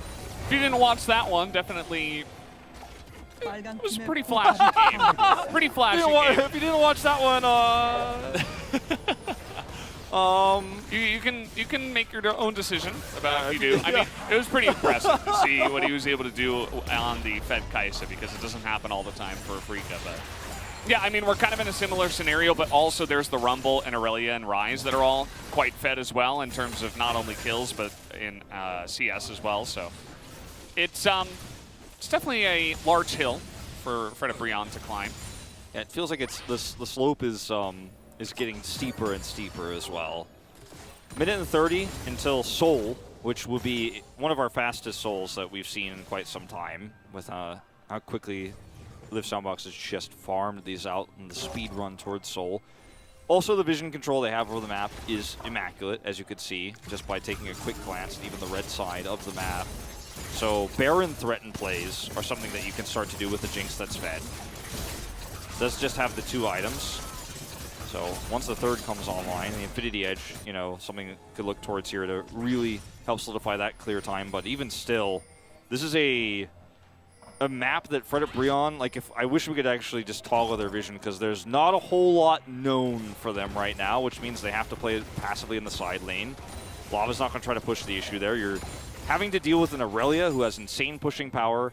And then if you collapse onto Summit, which is exactly what he wants, everybody rotates down, and it's an easy win for Live Sandbox. If you do nothing, then she pushes and you have Drake control. It's a lose-lose scenario here for Fred Brion. Yeah. And the one thing you can do, you know, again, we saw that Live Sandbox was down like something ridiculous, like 13,000 gold in game number 2. And they were still able to find picks. Syndra's really good at that. There are some champions on the side of Fred Brion that have potential to do that, but a lot of it is kind of flashable, right? Like the Shockwave is a little bit predictable if it comes in, and as long as you have decent vision control, which they do, you should be able to avoid it. Other than that, the Dredge line or like a Lee Sin kick is another way. You know, Gravitum, Moonlight Vigil, potentially, but it's not quite as reliable as the Syndra was. And Live Sandbox, with the nameplates on, definitely a very strong team in the LCK, so you would expect a lot. And let's see how they handle this, as the ball is very annoying, and it will actually deny it. And there's the big kick, as Fate is going to go into that stopwatch immediately, super early on, as Summit, yes, he will get the 1 kill. He's looking for a little bit more, but he can't quite do it. Prince Still alive is big, but he's all alone here, only has effort. And now we got Viego popping off in a big way. Look at this. Liv Sandbox runs straight into the shockwave. They lose so much on that fight as they do not get the Ocean Soul. Almost every summoner for Liv Sandbox is down here. 4 flashes are expired in this exchange. Not to mention the 4 deaths that come with them. And, I mean, Valdez, you pointed it out right beforehand. You were like, there are ways to get a pick. There are ways to look for kills. The engage isn't consistent. But unfortunately, Liv Sandbox walk into a position where they've vastly overextended. They look for hooks over the walls. They're playing this game like it's already over, and they end up getting punished. They're going to look for a turn here on this Baron, but they're so slow to get here. And immediately, okay, let's see how many kills they can get on the backside of this, or who's actually going to kill who here, as even Fred and Breon are considering the turn. You can see a lot of damages being done there as they kind of file in one by one. Not able to deny the Baron onto 5 people here. Fred and Breon are immediately back into the game. Look at this positioning here for Liv Sandbox with no vision over the wall. Like, it's easy for Lava to set this up. He instantly casts it, and Hoya's over the wall himself, gets the kick here, and then the fight's over. And it was Infernum, Moonlight Vigil onto like 4 people in the back line. The amount of value they got out of that engage was absolutely ridiculous. I mean, the alternative way, you know, I talked about how you can kill the Aurelia if she goes in, but if she's not actually starting the fight, if she's not the one that dives in first, you can kill everyone but the Aurelia who's squishy in the back line if you have the perfect angle, you have the perfect shockwave. And once Ryze is out of the fight, so much of the damage you have to worry about as Fred and Breon is gone. So you can just walk forward into this comp that has already kind of collapsed on top of you. They've closed the gap for you in terms of some of those melee carries doing the damage, right? The Viego and the Lee Sin. So Fred and Breon, just with a snap of their fingers, it almost feels like, are back in this. They don't have an advantage by any means, but they stem the bleeding here quite significantly. They get a Baron buff, and Liv Sandbox are, you know, just one mistake away with that play from turning this game into kind of an easy-peasy solidified win. If they end up winning that fight, they play it a little bit slower, play around their vision a little bit better, get that Drake, that soul. I mean, they can then turn to the Baron themselves, but those deaths prolong this game quite significantly, and still ahead, still have a lot of side lane pressure, as you can see here. They're actually going to try to sneak this inner turret with the mid push happening. They'll trade turret for a turret. Yeah. They also have Ocean Soul points, which, of course, those 3 dragons will remain for now. The turret's going to go down, but as you mentioned, this Baron push in the mid lane, pretty much unstoppable, so it's still a good trade for Liv Sandbox to trade 1-for-1 in this facet. Yeah. You're going up against Baron buff. Yeah, if you can actually trade 1-for-1 when you have that huge Baron disadvantage, that is pretty massive for you, as we will see the back from Summit here. He's not going to be able to flank. He's going to use the Equalizer defensively, not going to go on it. No wards for Summit, so he's going to have to walk around the edge here if he wants to engage. Yeah. And it is predictable that Fred and Breon stick around. They're going to be looking for as many inner turrets as possible. They get the second one up on the top side. That's going to be pretty big. You can see the gold difference now. Well, there is no difference. They're both at exactly 46,000. Fred and Breon get a little bit more with the wave that they clear. And yeah, I mean, this is just gigantic. Just with the snap of their fingers. Yep. Turn it into the 5v4.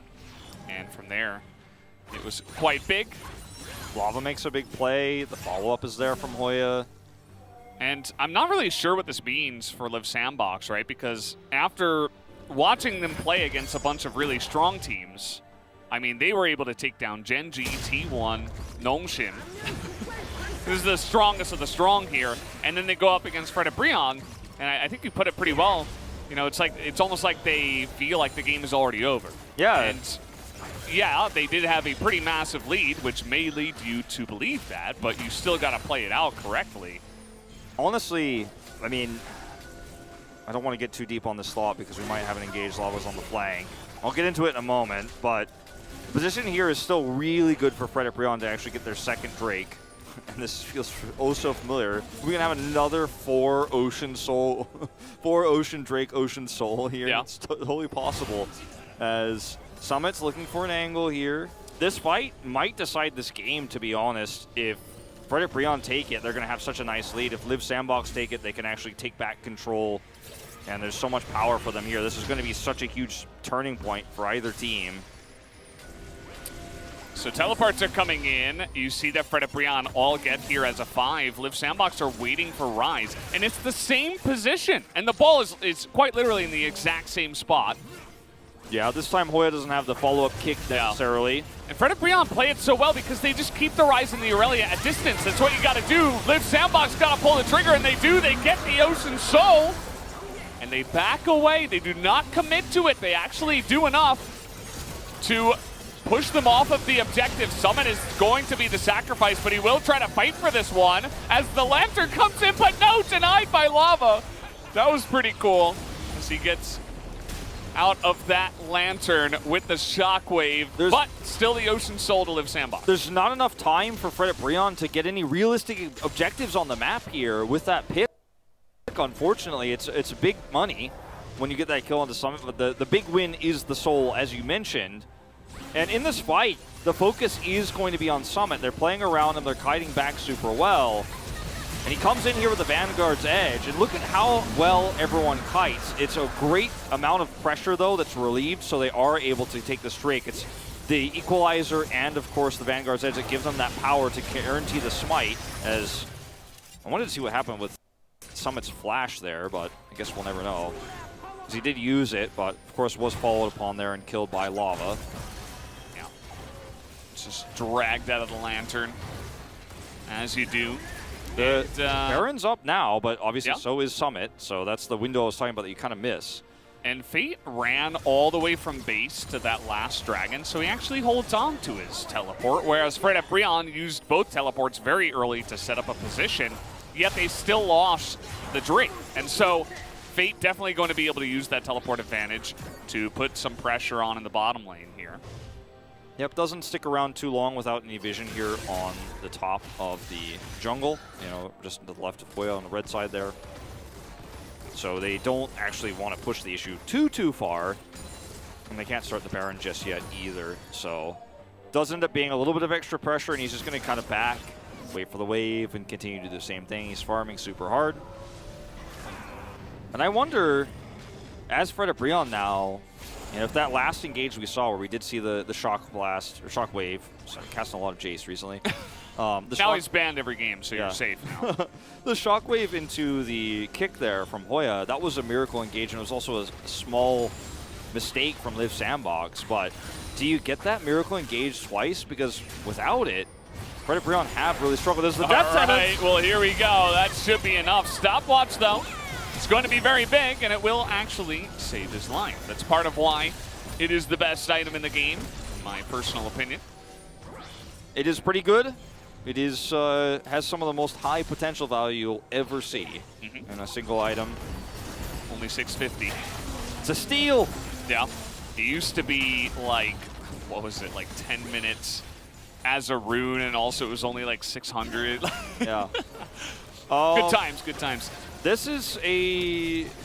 I don't think they have the clear time to do this, to be honest, for Brion. But they're going to look for the turn. They do have really nice turn, and if Liv Sandbox run at them, they do have the potential. There it is. The shockwave comes in, and down goes Effort. Fate is kiting it out pretty well, as Summit is here, but the Jinx cannot get any value damage, as Summit is going crazy. Gets so many low health bars here, and the Equalizer will be enough.